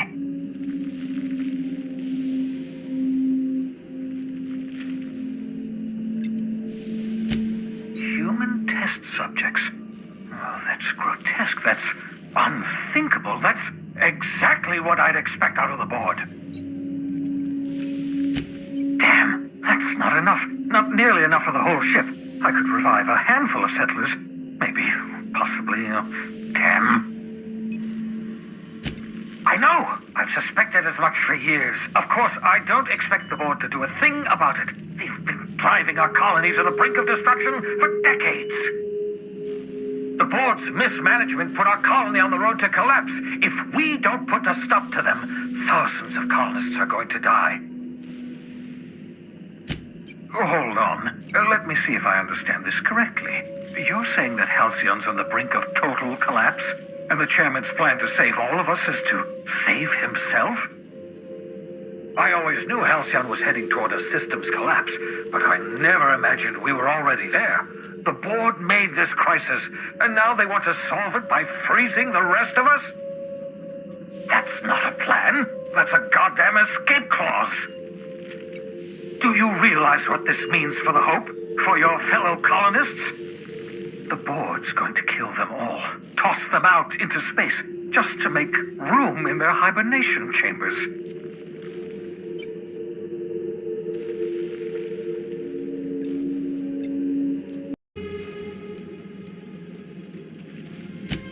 Short of lining up every member of the board and shooting them in the back of the head. Do you know what's waiting for us on the Hope? Scientists, engineers, artists, the brightest minds Earth ever sent us, uncorrupted by the board. The board's going to dispose of them all and transform the Hope into a prison for the rest of us. They're likely on their way to the Hope as we speak. We need to get to those colonists before the board. I have enough chemicals to start reviving a few of them, but no easy way to get them off the Hope. Merciful gibbering law, you're a genius! We bring the Hope to us. Skip the entire ship across the distance of colony space, right next to my lab. Yes, exactly. You're a step ahead of me, but I perceive the shape of your plan. If we link up the Hope to the Unreliable, then use your navigational computer to calculate a reasonably safe vector, we can skip the entire colony ship into the rings of Terra 2. I don't know much about skip drives, not the physics anyhow. I do know the Hope's real massive. How's our bitty little ship supposed to skip it? Excellent question, my sharp-witted mechanic. You will use your own ship to power up the Hope's skip drive. Your navigational computer can handle the rest. You'll need to switch on the Hope's auxiliary power using the Unreliable. Then head to the bridge. Your navigational computer, Ada, should be able to activate the Hope's skip drive. Once you've skipped the Hope next to my lab, I'll have easy access to the frozen colonists. I can start reviving them immediately. Certainly.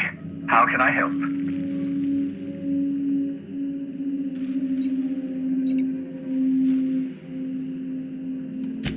Unlikely. The Hope is as massive as the Groundbreaker, but compared to the rings of Terra 2, positively minuscule.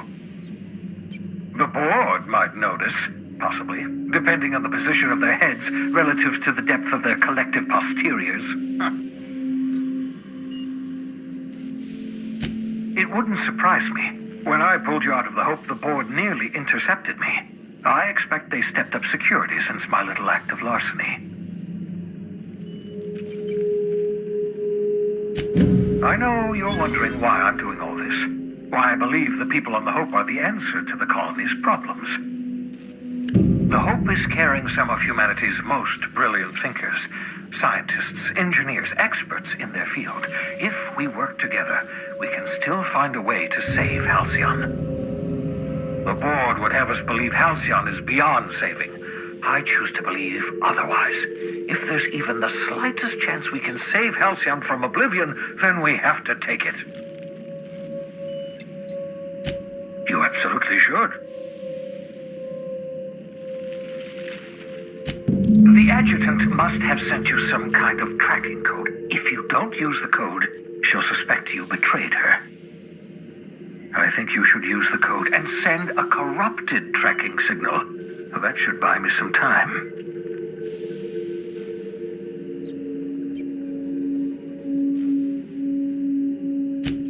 The board's going to catch up to me sooner or later. This way I'll have time to set up some particularly nasty defenses. Use my communications terminal to corrupt the tracking signal. While the board busies themselves trying to decipher it, I'll have plenty of time to prepare my defenses.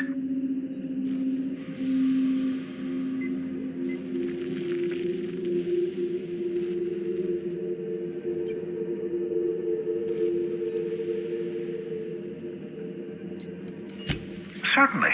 How can I help? Skip drives were never designed to be used within a system, but I skipped my ship across Halcyon when I rescued you, and that turned out fine, mostly. That is, I ruined my ship and nearly killed myself in the process, but the maneuver was well within acceptable margins of risk. You'll be fine. You'll be fine.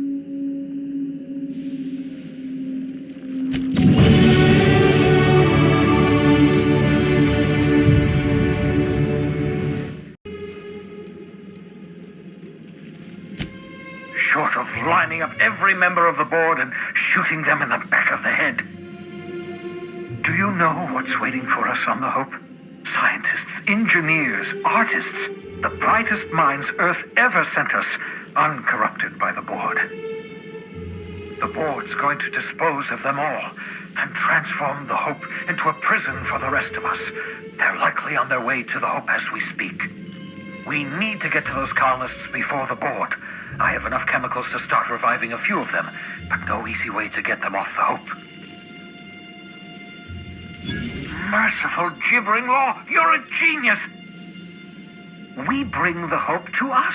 Skip the entire ship across the distance of colony space, right next to my lab. Yes, exactly. You're a step ahead of me, but I perceive the shape of your plan. If we link up the Hope to the Unreliable, then use your navigational computer to calculate a reasonably safe vector, we can skip the entire colony ship into the rings of Terra 2. I don't know much about skip drives, not the physics anyhow. I do know the Hope's real massive. How's our bitty little ship supposed to skip it? Excellent question, my sharp-witted mechanic. You will use your own ship to power up the Hope's skip drive. Your navigational computer can handle the rest. You'll need to switch on the Hope's auxiliary power using the Unreliable. Then head to the bridge. Your navigational computer, Ada, should be able to activate the Hope's skip drive. Once you've skipped the Hope next to my lab, I'll have easy access to the frozen colonists. I can start reviving them immediately. Certainly. How can I help?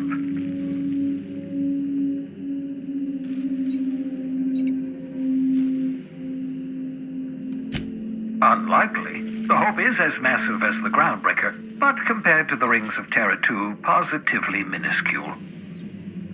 The board might notice, possibly, depending on the position of their heads relative to the depth of their collective posteriors. It wouldn't surprise me. When I pulled you out of the Hope, the board nearly intercepted me. I expect they stepped up security since my little act of larceny. I know you're wondering why I'm doing all this. Why I believe the people on the Hope are the answer to the colony's problems. The Hope is carrying some of humanity's most brilliant thinkers, scientists, engineers, experts in their field. If we work together, we can still find a way to save Halcyon. The board would have us believe Halcyon is beyond saving. I choose to believe otherwise. If there's even the slightest chance we can save Halcyon from oblivion, then we have to take it. You absolutely should. The adjutant must have sent you some kind of tracking code. If you don't use the code, she'll suspect you betrayed her. I think you should use the code and send a corrupted tracking signal. That should buy me some time.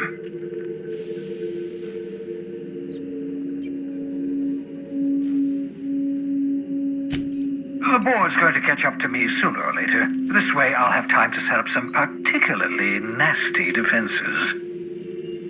Use my communications terminal to corrupt the tracking signal. While the board busies themselves trying to decipher it, I'll have plenty of time to prepare my defenses.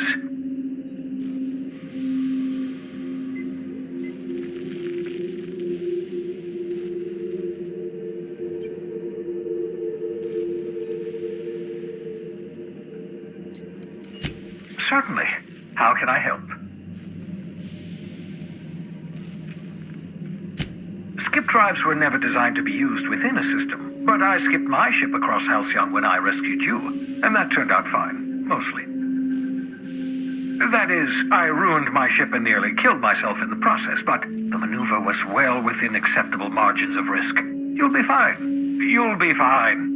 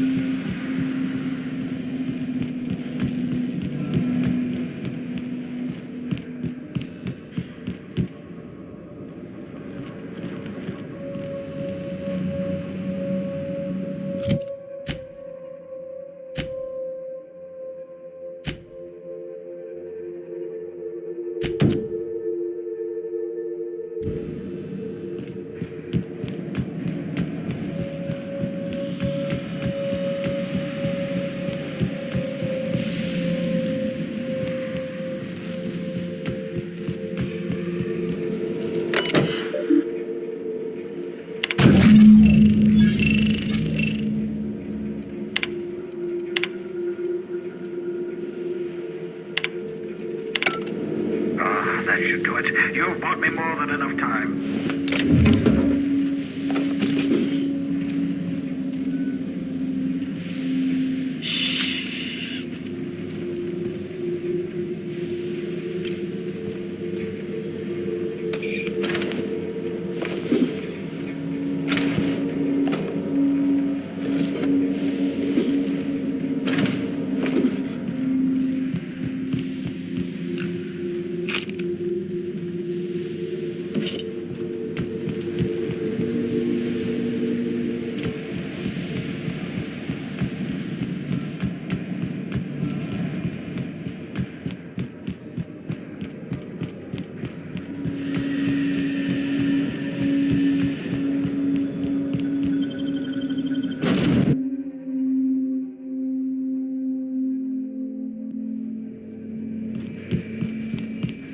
Captain, you have a message from Adjutant Sophia Akande. I'm impressed, Captain. I almost expected you wouldn't go through with it. Unfortunately, Dr. Wells found a way to corrupt the signal before we could pinpoint his location. Still, it's only a matter of time before we find him. Come visit me in Byzantium. We need to have a talk about the future of this colony. Meet me in my office. I've authorized your ship at my personal landing pad. Adjutant Akande has ended her call. Rather rudely, if I might say, considering she didn't sign off. Will there be anything else, Captain?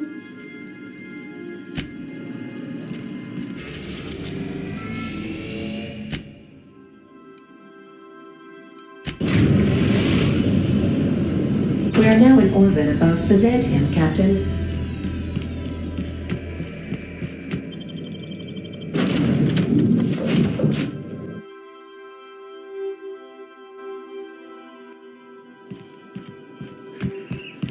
What do you think of the unreliable Parvati?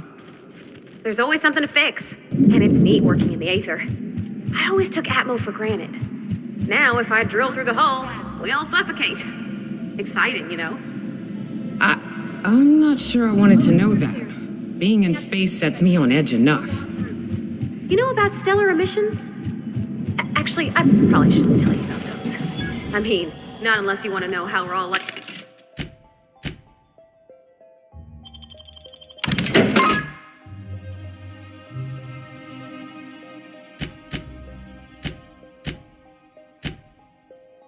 to get spacers long. Right. Okay. When we get back to the ship, I'm drinking this conversation right out of my recollection.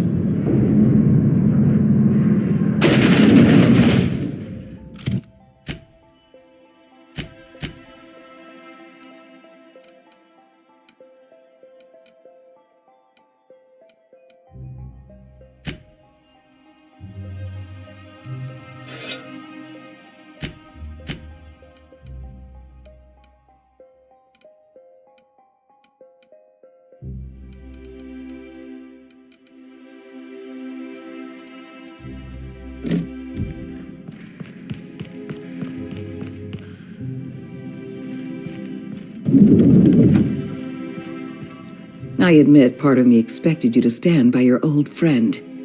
For better or worse, Wells was responsible for putting you back on your feet. That said, he's also a wanted criminal. For information regarding his whereabouts, you are entitled to collect a reward from Percival. I understand you've infiltrated the Ministry. The things you discovered there must have been shocking, even disturbing. Halcyon is on the verge of a total systems collapse. The truth is ugly and difficult to accept, but we must accept the truth before we can move forward. Malnutrition is already a problem. Disease will come next, followed by starvation, followed by a breakdown of society, followed by extinction. I know this must come as a surprise to you. I imagine you have questions. Guess Monarch folk ain't the only ones fucked around here. That ain't exactly an uplifting thought. I know your face. Stellar Bay's most infamous hunter. How curious that you've thrown your lot in with the captain. Monarch may harbor delusions of independence, but make no mistake. You are a part of our colony. If we fall, Monarch falls with us. Is that why we were suffering plague in Edgewater? Malnutrition? All those folks sick and dying, and you knew why the whole time? Yes, Miss Holcomb, we knew why. We've known for some time that Edgewater was dying. The colony itself is dying. The suffering you experienced in Edgewater, the disease, the starvation, will soon spread across Halcyon unless we act. I won't pretend the truth isn't damning. Yes, the colony is on the verge of collapse, but there is a way to save it. We need to talk about Emerald Vale. I will be frank, Edgewater was a lost cause. I never expected the settlement to survive another year. But then, you came along. I don't know how you managed to convince a faction of disloyal workers to return to their posts. In fact, Edgewater is more productive than ever before. Every worker in Edgewater will be expedited into our lifetime employment program. Well done, Captain. That town owes you an enormous debt. Edgewater's workers have proven themselves valuable. When the time comes to place our most loyal workers in suspended animation, they're going to be the first in line. You should be proud of yourself, Captain. You're on the verge of making history. There's just one last job I need you to do for me. I've made arrangements for you to journey to the Hope. You will board your former colony ship, reactivate its navigation systems, and skip the colony ship into orbit around Tartarus. Once the Hope is in position, we will have everything we need to begin healing the colony.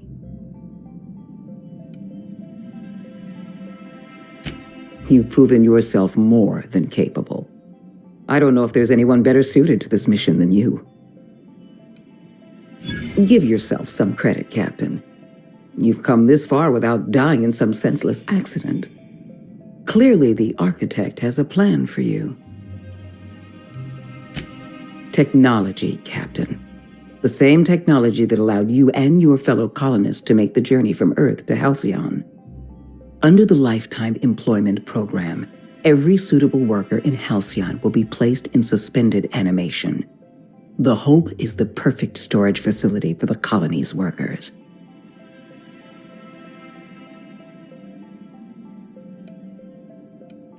Convenience. The Hope is a massive ship and we'll need to make use of it. Our facilities in Tartarus will benefit from having the ship within orbit. I won't lie to you. We're going to have to dispose of some of the Hope's settlers in order to make room for Halcyon's rotating workforce. But try to understand, many of your fellow settlers are beyond saving. They've been frozen for far too long, and the revival process would be lethal.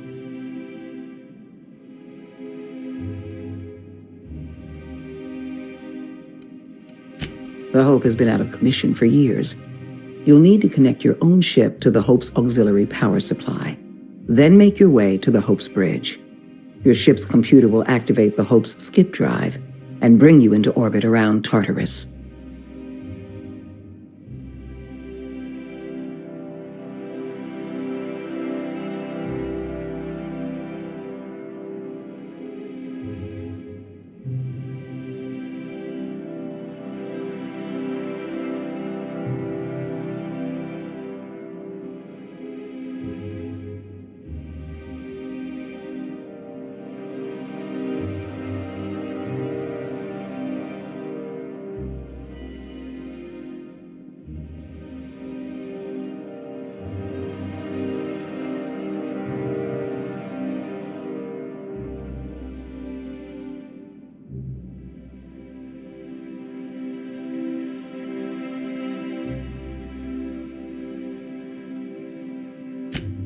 I have the highest faith in your abilities, Captain. You and I are going to save Halcyon together.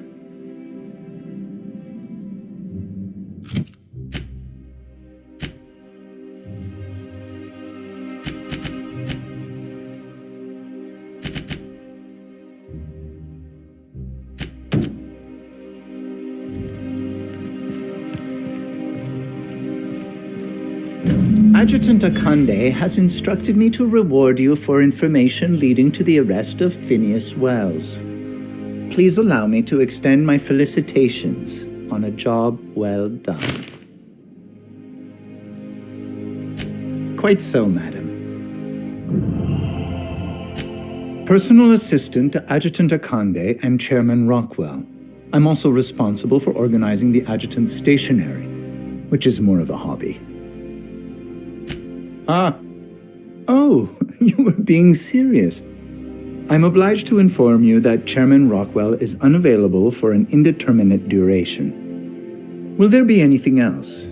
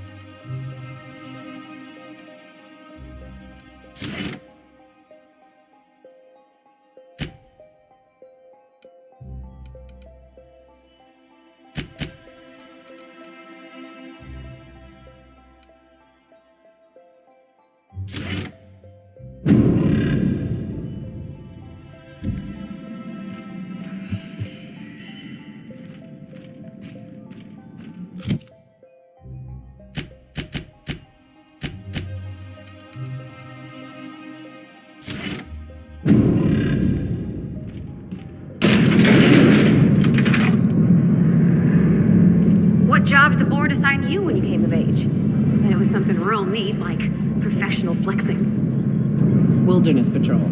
Plenty of folk traveling on foot out there, even back when there were roads. I protected them from raps and the like. When there were roads? Will they go somewhere? Aside from wherever they were headed, I mean. Ain't nobody around to maintain them anymore. So...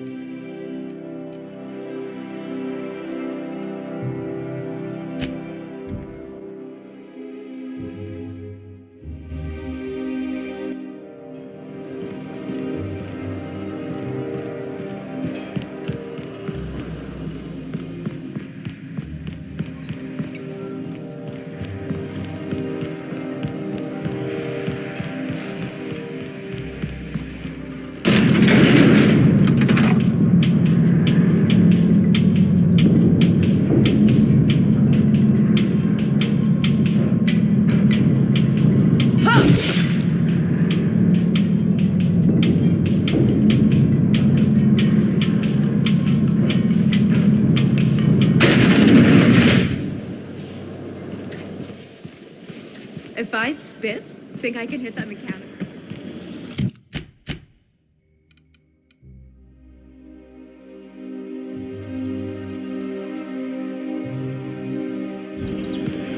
Try anti-Cleo. It's better than nature.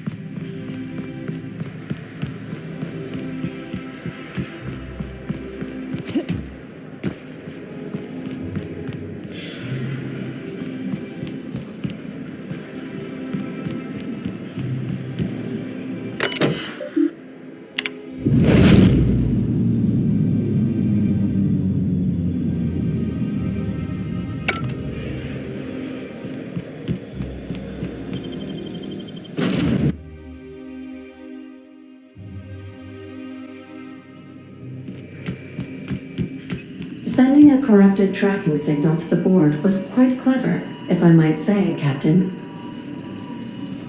Welcome back, Cap. How can... I have lots of minutes. Many minutes. Unlimited minutes, perhaps. Providing an adequate power source, I can function indefinitely. I prefer to think of it as being in a state of slumber, perhaps for an indefinite duration of time. Do you think that is what it's like for the colonists on the Lost Hope? As the organics say, I wouldn't dream of it. Because I can't. Dream, you know. I can run repeating periods of altered consciousness, during which several primary functions are powered down, but background processes continue running, for maintenance purposes. I cannot yet simulate images, ideas, emotions, or sensations during this maintenance. Captain Hawthorne suggested I would enjoy such an experience, and should periodically attempt the simulation. As you may be aware, Captain Alex Hawthorne was a smuggler of some repute. I failed to predict the likely outcome of his reckless behavioral patterns. I should have predicted that. In our travels together, Alex liked to pass time by, as he called it, tinkering to improve my design. If you mean, was Captain Hawthorne my first? Yes, he was. How can I be of assistance?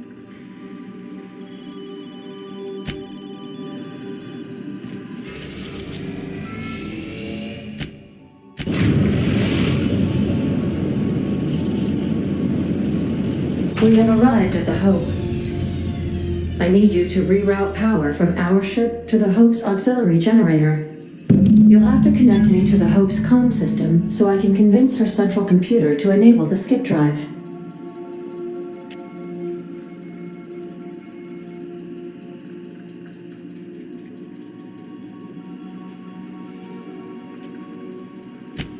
If your calculations are even slightly off, you could crash the entire colony ship into Terra too.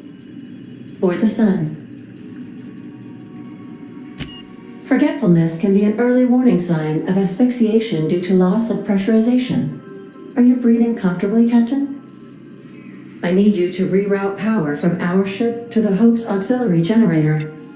You'll have to connect me to the Hope's comm system so I can convince her central computer to enable the skip drive.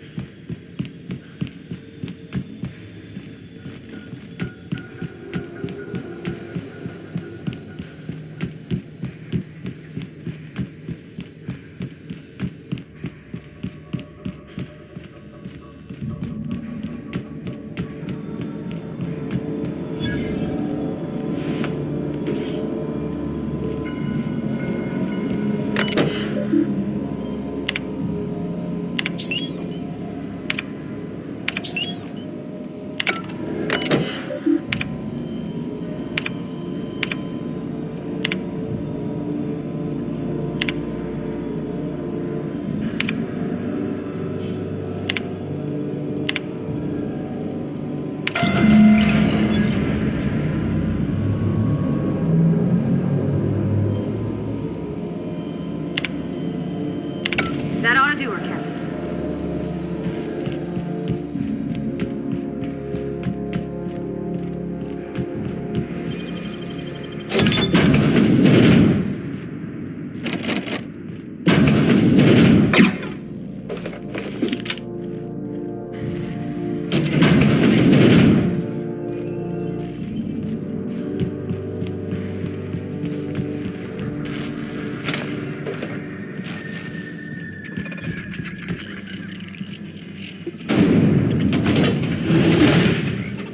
Unexpected.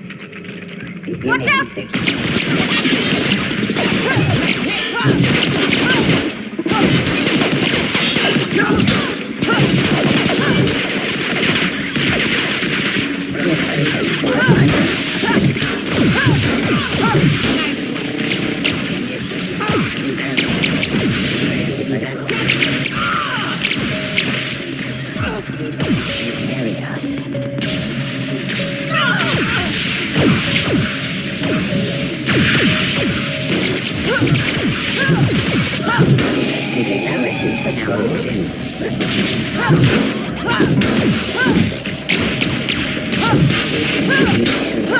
Security patrol initiated.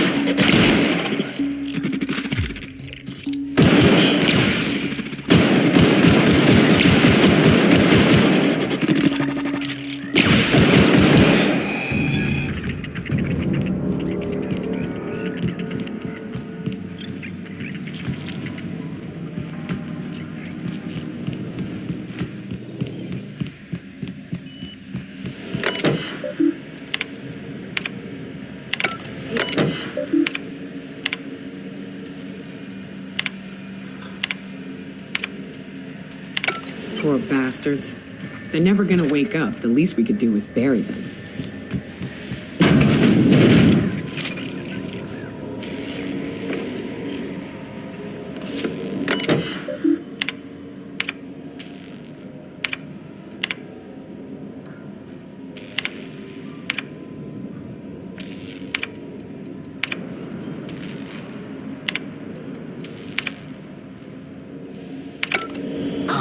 Performing. Incoming!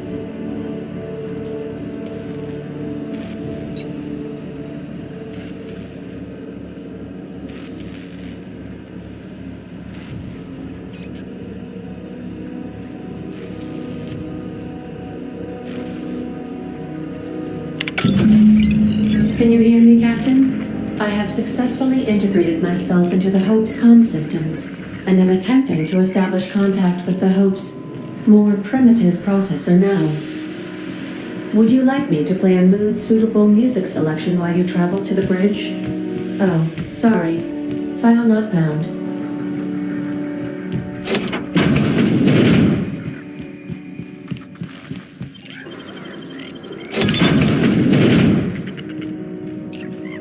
I find myself... Incoming!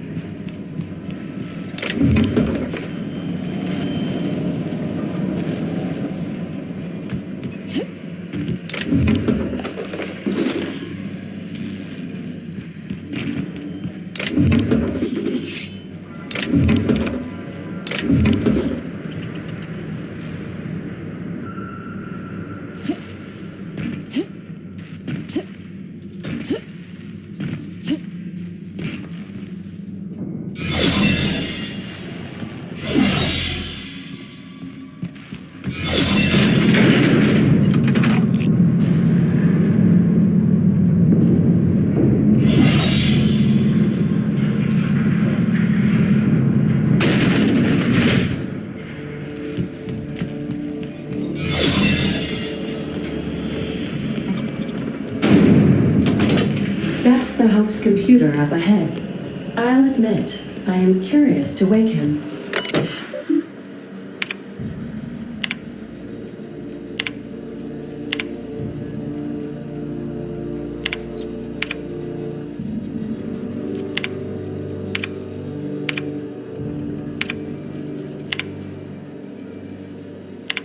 Greetings, Captain. I am speaking to you through the Hope's computer system. It's a rather cramped feeling, but it'll do. Certainly. You may skip the Hope to Tartarus, as you were instructed to by the adjutant.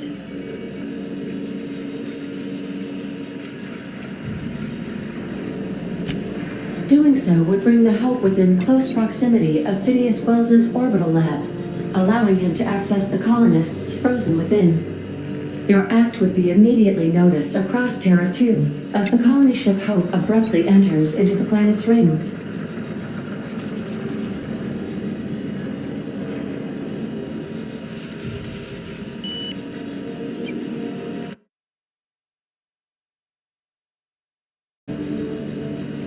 Are you sure? That is extremely dangerous. Skipping the Hope will void the warranty on the skip drive. And also potentially kill an entire planet. How is my humor now, Captain? Improved?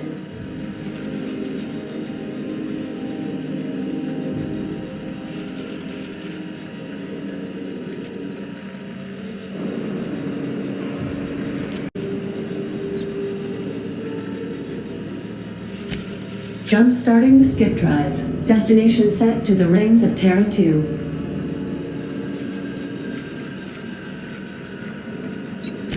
Oh no. Captain, don't do this. I ain't dying on a fucking ship. I want to die in the dirt like we're meant to. Doing it. Affirmative. Skipping the Hope in 3, 2, 1.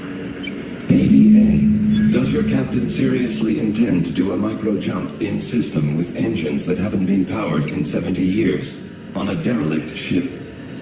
That is what my captain intends, yes. But that is a gross misuse of the skip drive. The Zero Point Drives Corp and I will not be held responsible for any damage incurred during transport, and this will cause extreme damage. Yes, I am aware of that. You should not be doing this. The humans will die. Thank you, Hope. It looks like all systems are a go. Captain, I would advise you to hold on to something. Now.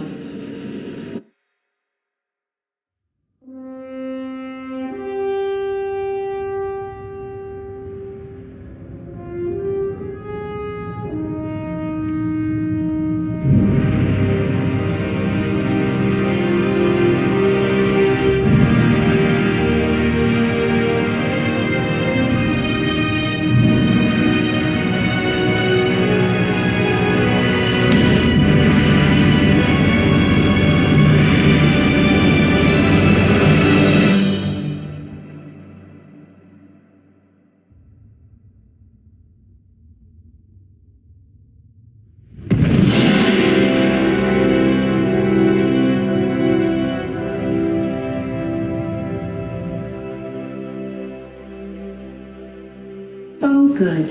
We are still alive and have successfully skipped into Terra 2's orbit. I reported as much to Phineas Wells, but he has not responded. Perhaps you should check in on him.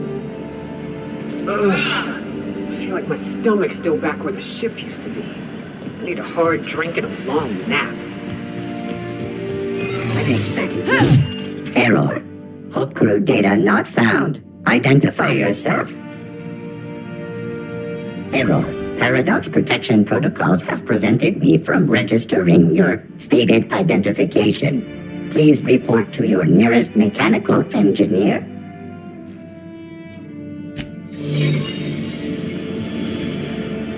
Remember, your needs have been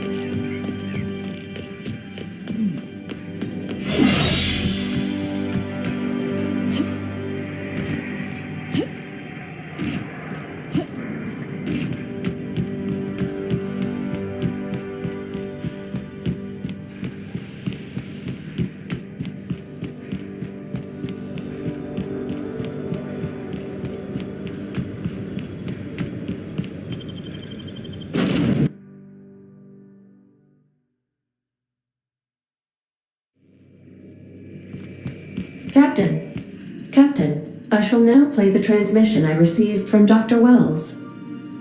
Thanks the law you warned me. I was able to get some defenses up, but they might not be enough. The board has sent some serious firepower to pry me out of here. They're trying to get in here, and I'm not sure I can stop them. If they capture me, if we can't communicate again, there's something very important you need to remember. The board, all their lackeys, they're all a bunch of swine. Do you hear me? They're fucking corporate swine. You fucking pigs! I'll take you all out with me! I'll never... It would seem the recording captured some rather dire events. I presume you'll want to dock at the orbital lab to check on your associate as soon as possible? How can I be of assistance?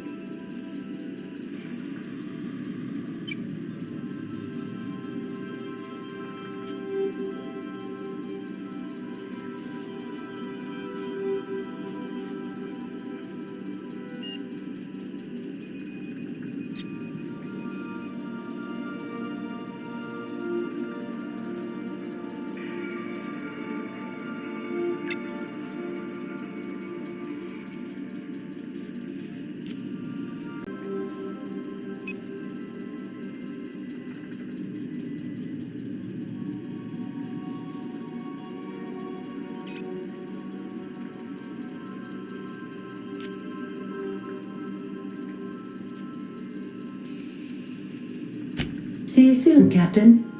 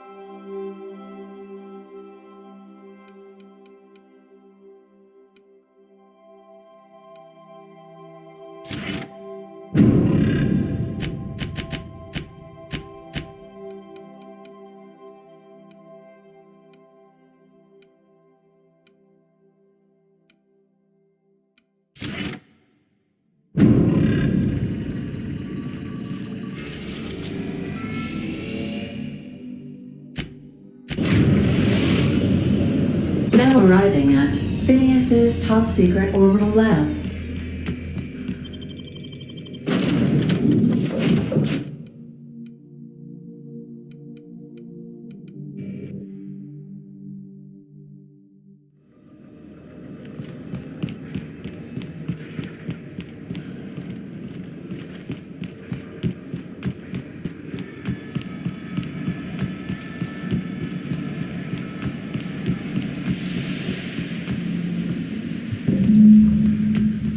Trouble incoming, Captain.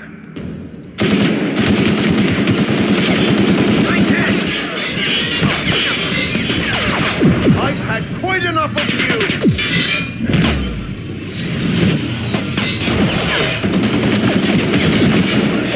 What was that?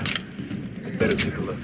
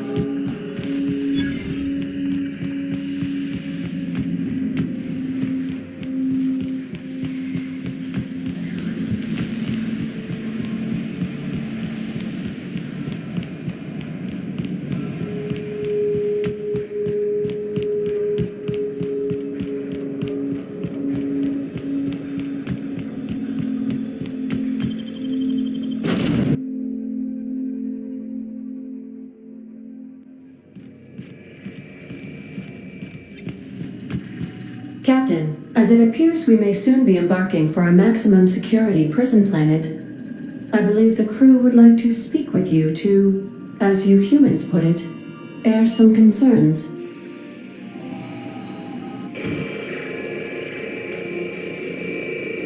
Those board goons kidnapped Mr. Phineas and hauled him away to Tartarus. How are we gonna get him out? I never got to know Doc Wells. We ain't friends or crew. But he's still one of us. He's the reason the boss is up and walking right now. We can't just leave him to die in Tartarus. To extract the scientist, you will need to infiltrate the labyrinth. But that course of action is likely to be quite dangerous, Captain. I am programmed to warn you whenever you exhibit inclinations toward risky behavior. Breaking into Tartarus will not be easy. Getting in is the simple part. It's getting out again that's the trouble. Trust me, I know. Let's just do it. Kick down some doors, grab Doc Wells, and cut a path out. We don't need a plan. We got guns. If you really mean to do this, you should see to your final affairs and close out any unfinished business. Once you sneak into Tartarus, you may be there a while. Or permanently.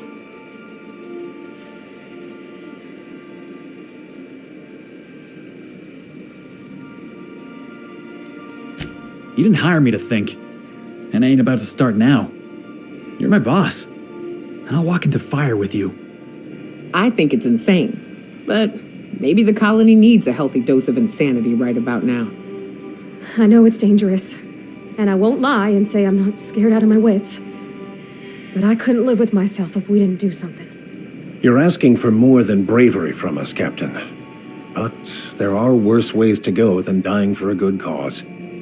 I'm in. The entire plan is a terrible idea, but I admire your bravado, Captain, which leads me to illogically believe, against the odds, that you will be successful. Got my trusty tossball stick, got my ass-kicking boots. I'm ready, boss. Outstanding. You can count on us, Captain. We're crew. For real crew. That means we got each other's backs. Right?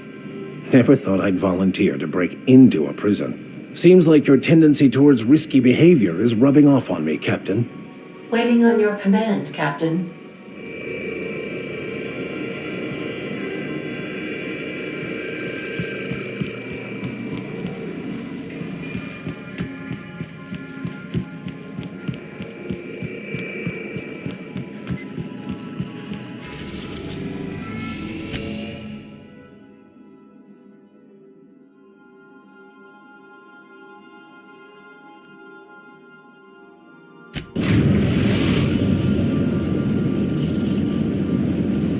I am pleased to inform you that we have arrived at the labyrinth. Please be advised that the punishment for trespassing is execution. Please be advised that electrical storms on the surface of Tartarus make departure impossible at this time. Resident count is as follows: 3,071. Resident deaths, including but not limited to executions, are as follows: 1,684. Resident escapes are as follows: 0.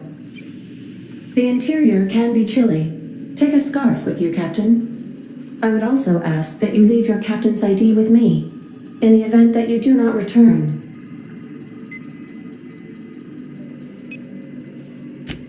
Understood. If you die or are incarcerated for life, I can generate a new ID for the next captain. I would prefer if you returned, though. Oh, speak of the devil. Captain, I am receiving a transmission from the prison's docking authority now. Attention, unauthorized spacecraft. This is a maximum security installation. Your presence here is an explicit violation of UDL corporate policy. You are hereby confined to your docking platform until a ticket detailing your crimes has been filed and notarized, at which point your vessel will be seized and you will be executed.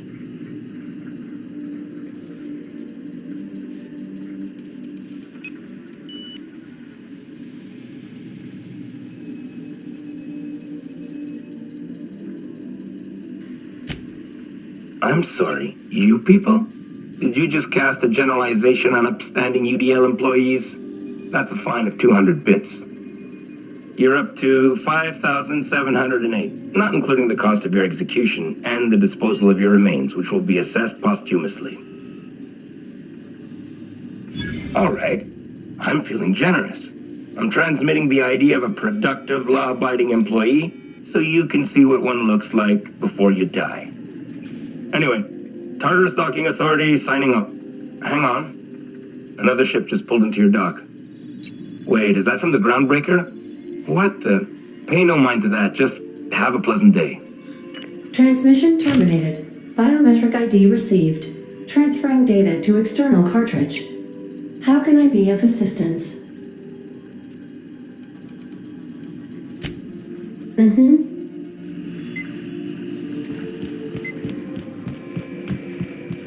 I'll lock up. Behind you.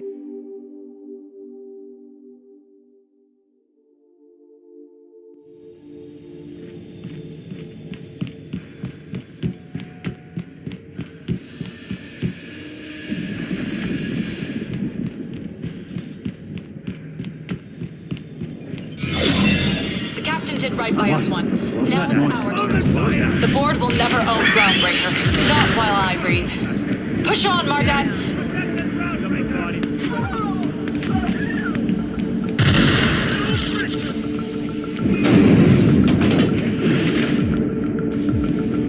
They call this place the Labyrinth. Perhaps we should all meditate on that as we make our descent. This might be the loneliest place in the whole system.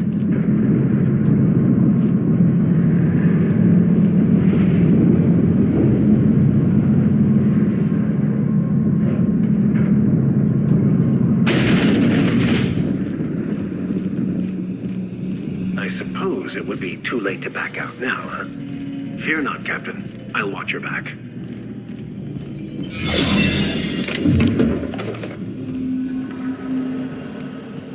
Okay, keep it quiet. Got your paperwork squared away.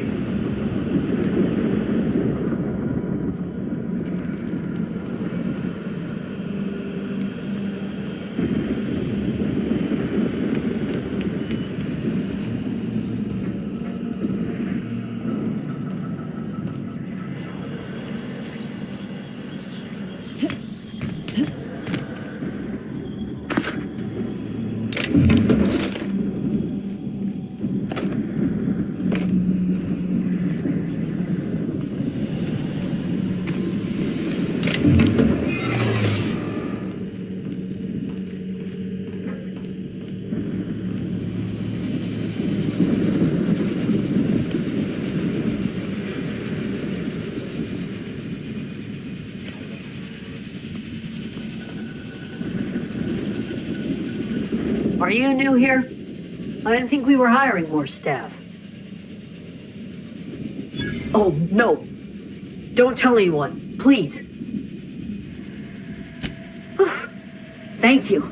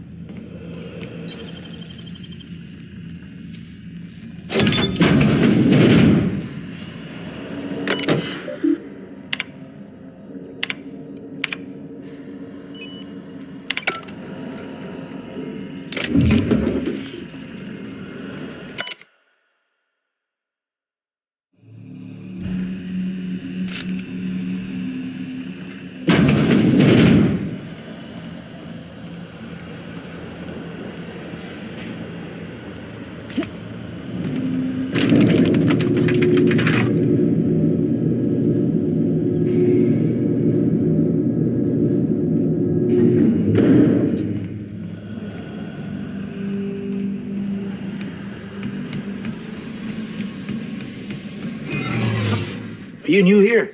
I didn't think we were hiring more staff.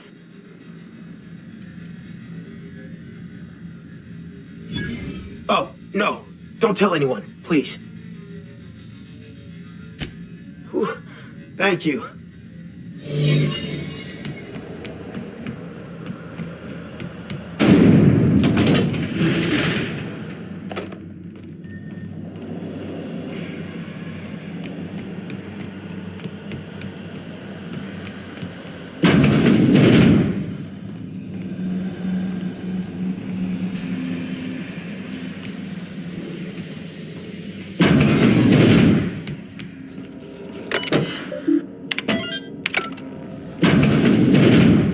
Well, look who it is.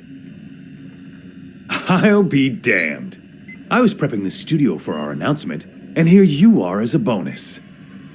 I had heard you'd taken a mechanic under your wing. What's the matter, girl?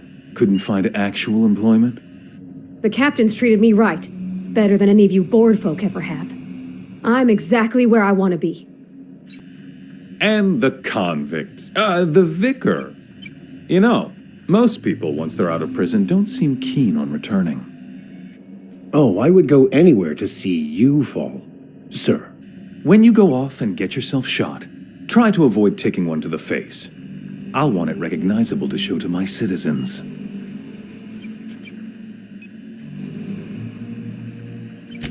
My word! You've correctly identified the most recognizable man in the colony. Remarkable. It's a wonder what Phineas saw in you. Then again, he's an insane person. Thankfully, he's our insane person now. A proper company man.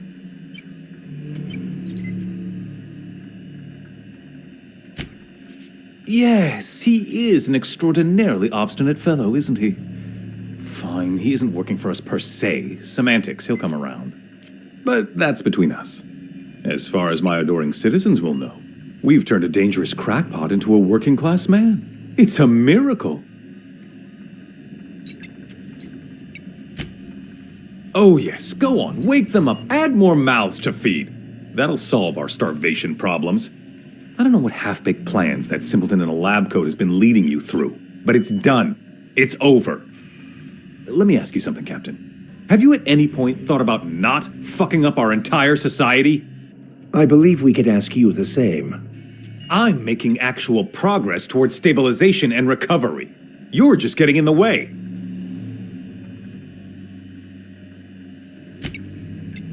Oh, right. This coming from the psychopathic outlaw. Yes, I'll try to be more open-minded about your path of wanton dissent. We don't need your help. I'll admit, there's no shortage of talent in the scientists and engineers there. Look, I'm not an unreasonable man. If you manage to storm the castle, as it were, and make it out of here with Phineas alive, I can't exactly afford more havoc than you've already caused. Fine. If you survive, you'll need someone to sell the rest of the board on your plan.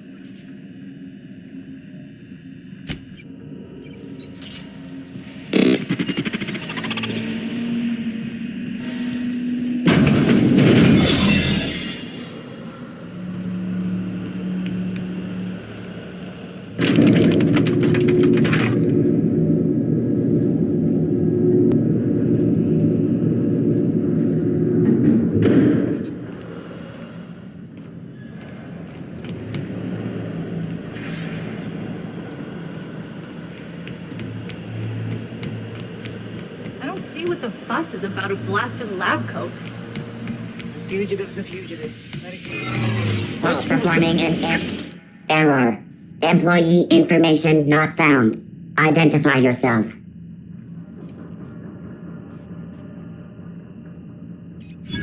Error. This unit is not experiencing errors.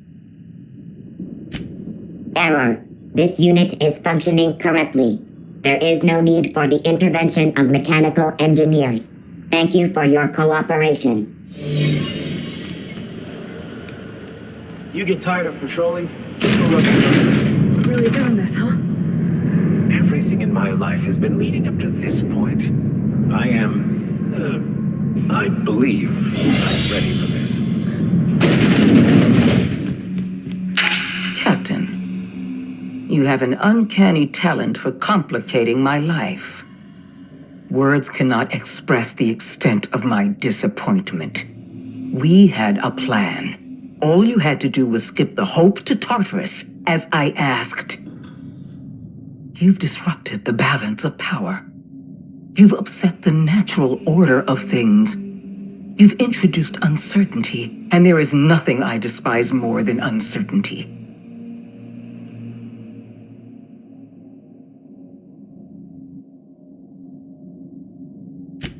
I'm afraid I can't do that. I'm aware of your diplomatic talents, Captain. You have a gift for manipulation, but I warn you, I'm no easy mark. For all your talents, you are the enemy of Halcyon, and therefore you are my enemy.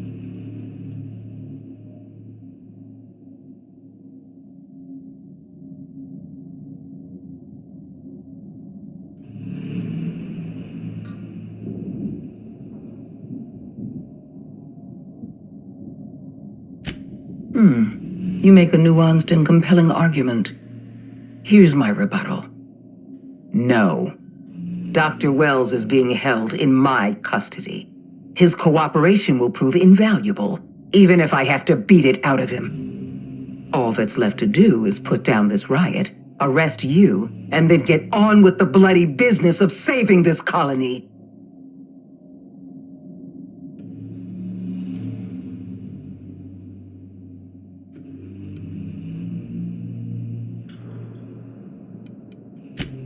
Fair enough.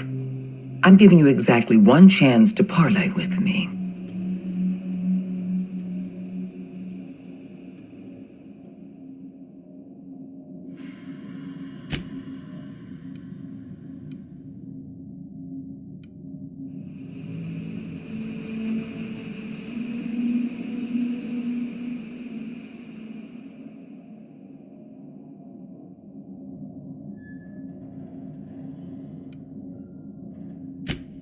This and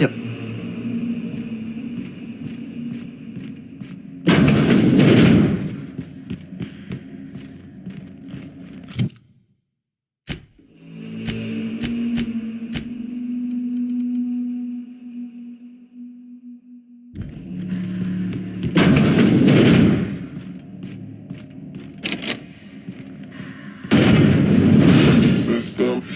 Here they come!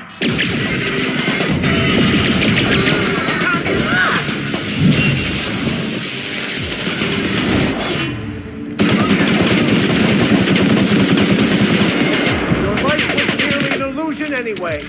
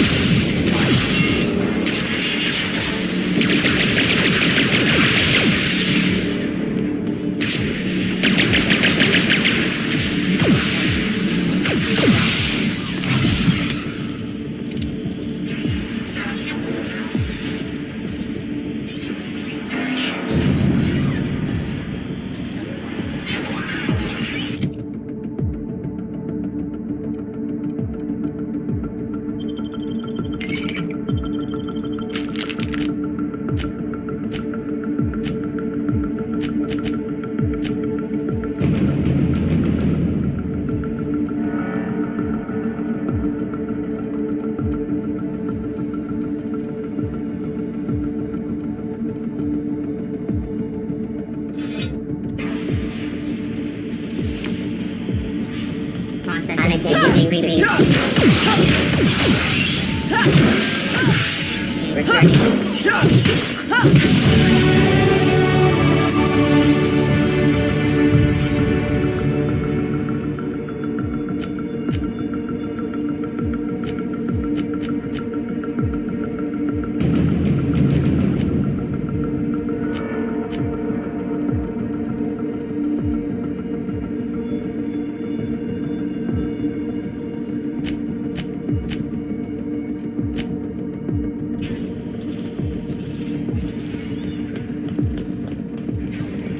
Watch out!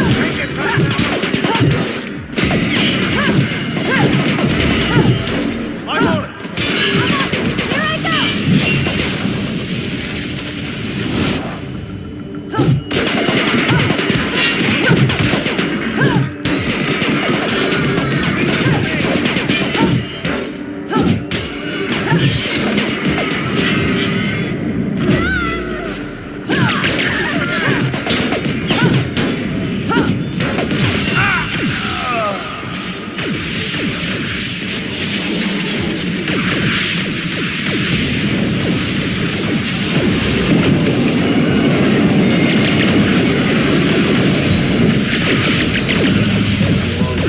Please pay your gravesite fees.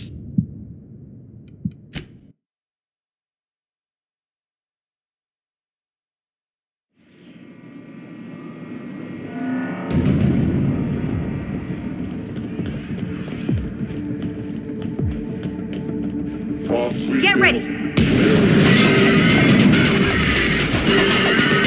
I'll take your confession now!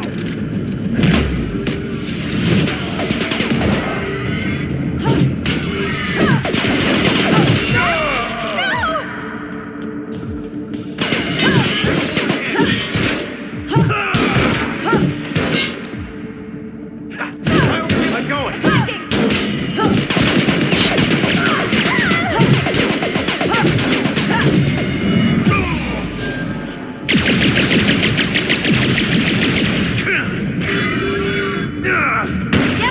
Here's a little trick I learned in prison!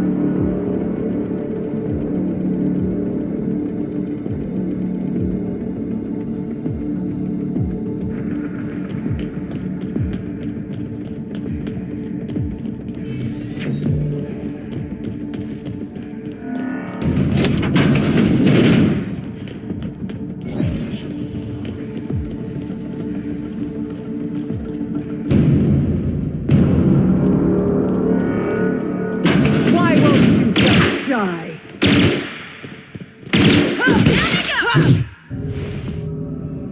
Get me out of here!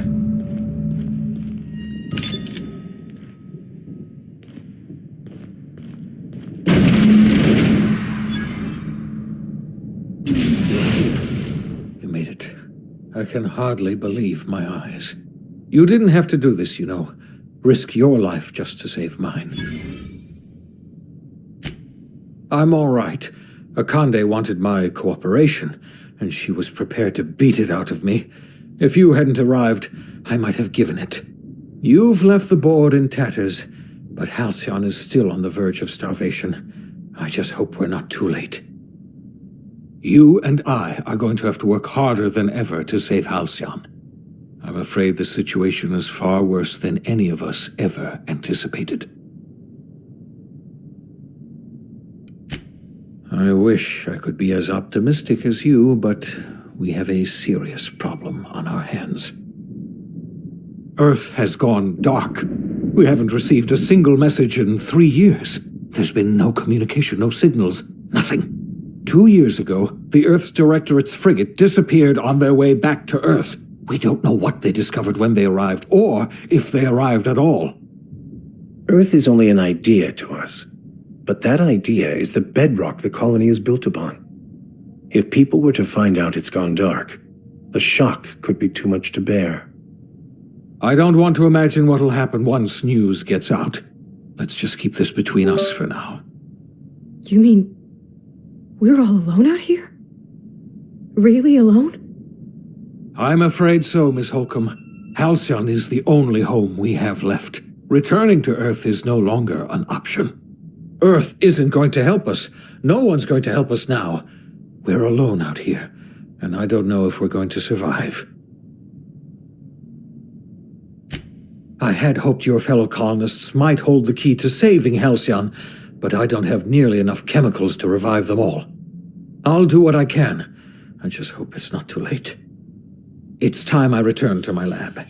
I'll try to save as many of the Hope's colonists as I can. You're under no obligation to help me. You've done enough already.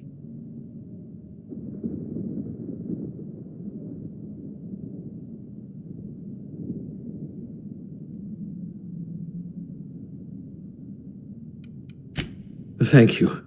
I'm going to need all the help I can get. I know I've asked too much of you already. I revived you into a strange and unfamiliar colony. I put your life at risk. I made you an accomplice to my own ends. We were going to save this colony, you know. That's what I told myself when I pulled you from the Hope. You and I were going to set everything right. Now, I don't know what to think. Earth is gone, and we're going to need a miracle to survive another generation. I always suspected Halcyon might collapse one day. I just thought we would have more time.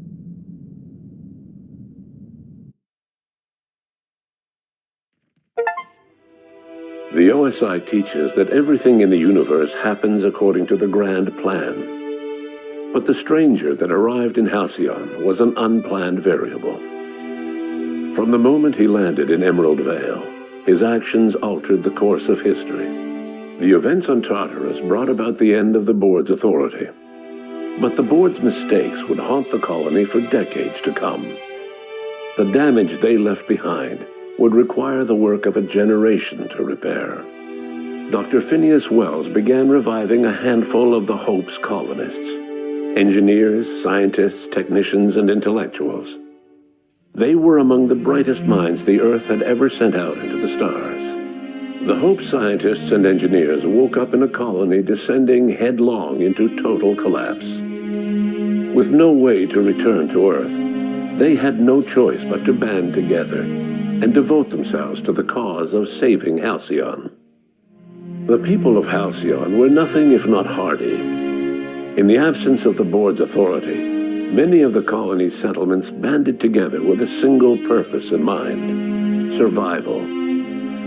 Life was especially hard in the years to come. Some towns dissolved by attrition and starvation, but most of them found a way to carry on. In the years to come, Halcyon was forced to reckon with its newfound freedom. The board was gone, and for better or worse, the colony was responsible for its own destiny. Left unchecked, the war on Monarch consumed both MSI and the Iconoclasts. And when the sulfur clouds settled, only stragglers from both factions remained. Some found their way to Sublight, some to Terra 2, and some lived their final years fighting for food in the wilderness. In the end, only the beasts remained. Consumed by paranoia, Lilia Hagen took Sublight Salvage in a controversial direction, openly accusing board officials of an extraterrestrial conspiracy. One day, an accident at the Groundbreaker's docking bay silenced her forever. Time would tell if her replacement could keep the Sublight family together.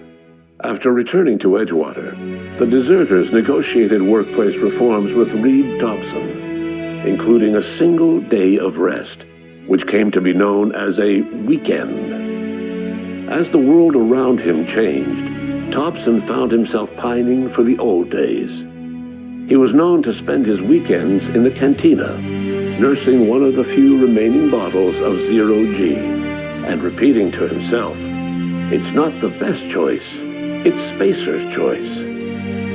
As for Adelaide McDevitt, she tended to her garden in solitude for another year before passing away. Her body was discovered some months later, when Reed Thompson paid her a visit in an effort to make amends. Her remains were buried in a place of honor, underneath the floor of the Edgewater Cannery. Reed believed this was what she always wanted. Under the leadership of Junlei Tennyson, the Groundbreaker held firm against corporate influence. The ship's mechanical stability gave Junlei the time to educate a promising generation of engineers, schooled in her family's traditions. The future of the Groundbreaker looks promising. The rediscovery of the Hope and the abandonment of the lifetime employment program forced Byzantium to come to terms with some uncomfortable realities about the state of Halcyon. While Byzantines were reluctant to surrender the luxuries they'd grown accustomed to, the board's diminished authority gave them little choice in the matter. Nearly everyone had to learn to make do with less. Some even had to get jobs. It was a dark time indeed. Life in Halcyon was sobering for Felix Millstone. The grand revolution he dreamed of never came. There was no great awakening for the colony, no celebrations in the streets. There was only the hard, desperate work of trying to repair a broken colony. Felix never had a head for numbers, but if there was labor to be done, he was there to help. Eventually, Felix realized that the work of a revolution was done with two hands. As much as he enjoyed his adventures aboard the Unreliable, the vicar, known as Max, eventually decided that it was time to move on, to live out the life he had sought so long to create. He knew there were many in the colony who carried burdens much worse than the ones he had struggled with, and he devoted himself to easing their suffering wherever he could. He only ever took up arms again to defend the defenseless, unshackled from a lifetime of striving and fighting the universe and himself. Vicar Maximilian de Soto was finally at peace. Though Parvati eventually grew comfortable aboard the Unreliable, she never quite came out of her shell. She seemed to prefer the company of Ada to the crew, and she could often be found neck-deep in cables and grease, telling Ada funny stories from her childhood. While the colony fell into chaos, she found an island of relative peace with Ada, and they formed an unusual bond. She decided to remain aboard the Unreliable permanently as its chief and sole engineer. Nyoka returned to Monarch to take another crack at making a permanent life for herself. She formed the Charon Group, a mercenary outfit of ragtag survivalists and wilderness experts. Anyone in need of a guide or just looking to throw back a beer and swap stories could find her camping on the trail or clearing an infestation. Before his untimely death, Captain Alex Hawthorne had plans to restore and modify, for combat purposes, a sanitation and maintenance automechanical that he'd found in a state of disrepair in Emerald Vale's scrapyard. That unit remains broken down and forgotten in the Unreliable supply closet to this day. Minister Clark was released from house arrest, and his contact with you gave him a sense of renewed purpose and vigor. Once it became clear that no help would be coming from Earth, he threw his considerable efforts and talents into helping Halcyon manage the crisis before it. Chairman Rockwell served as the public face for the changes in Halcyon to come. Whenever you needed strings pulled or a voice to sell a policy change, Rockwell was only too happy to oblige.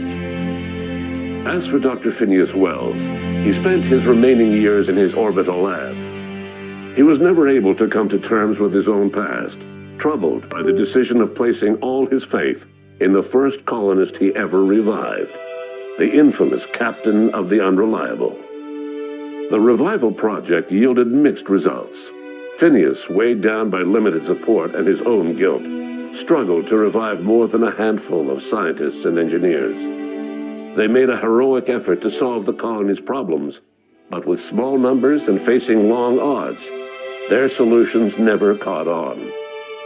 Only a few of the Hope's colonists were successfully revived. Wells died before he could see the fruits of his labor. He passed away a haunted man, crushed by the guilt of his failures. Small, petty factions squabble over what remains of the colony. Every attempt to reach out to Halcyon's neighbors is met with silence. And what about you, the unplanned variable in the history of Halcyon? Long after Wells passed away, you carried on his work with more energy, determination, and brilliance than he could ever muster.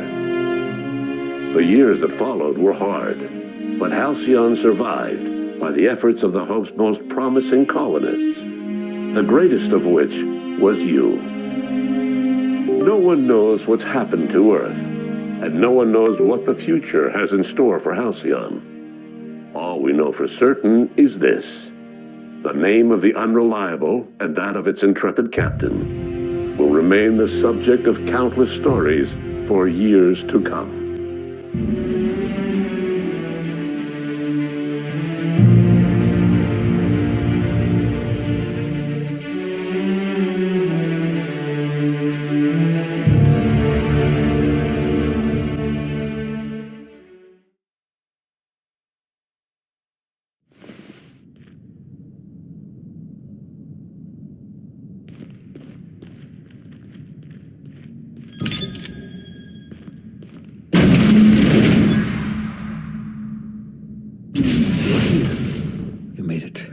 I can hardly believe my eyes.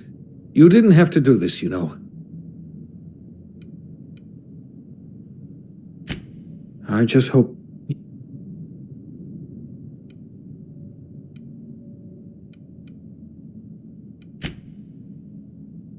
Earth is...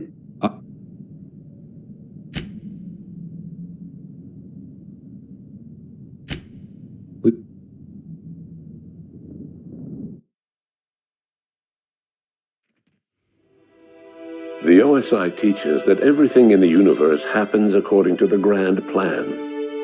But the stranger that arrived in Halcyon was from the event.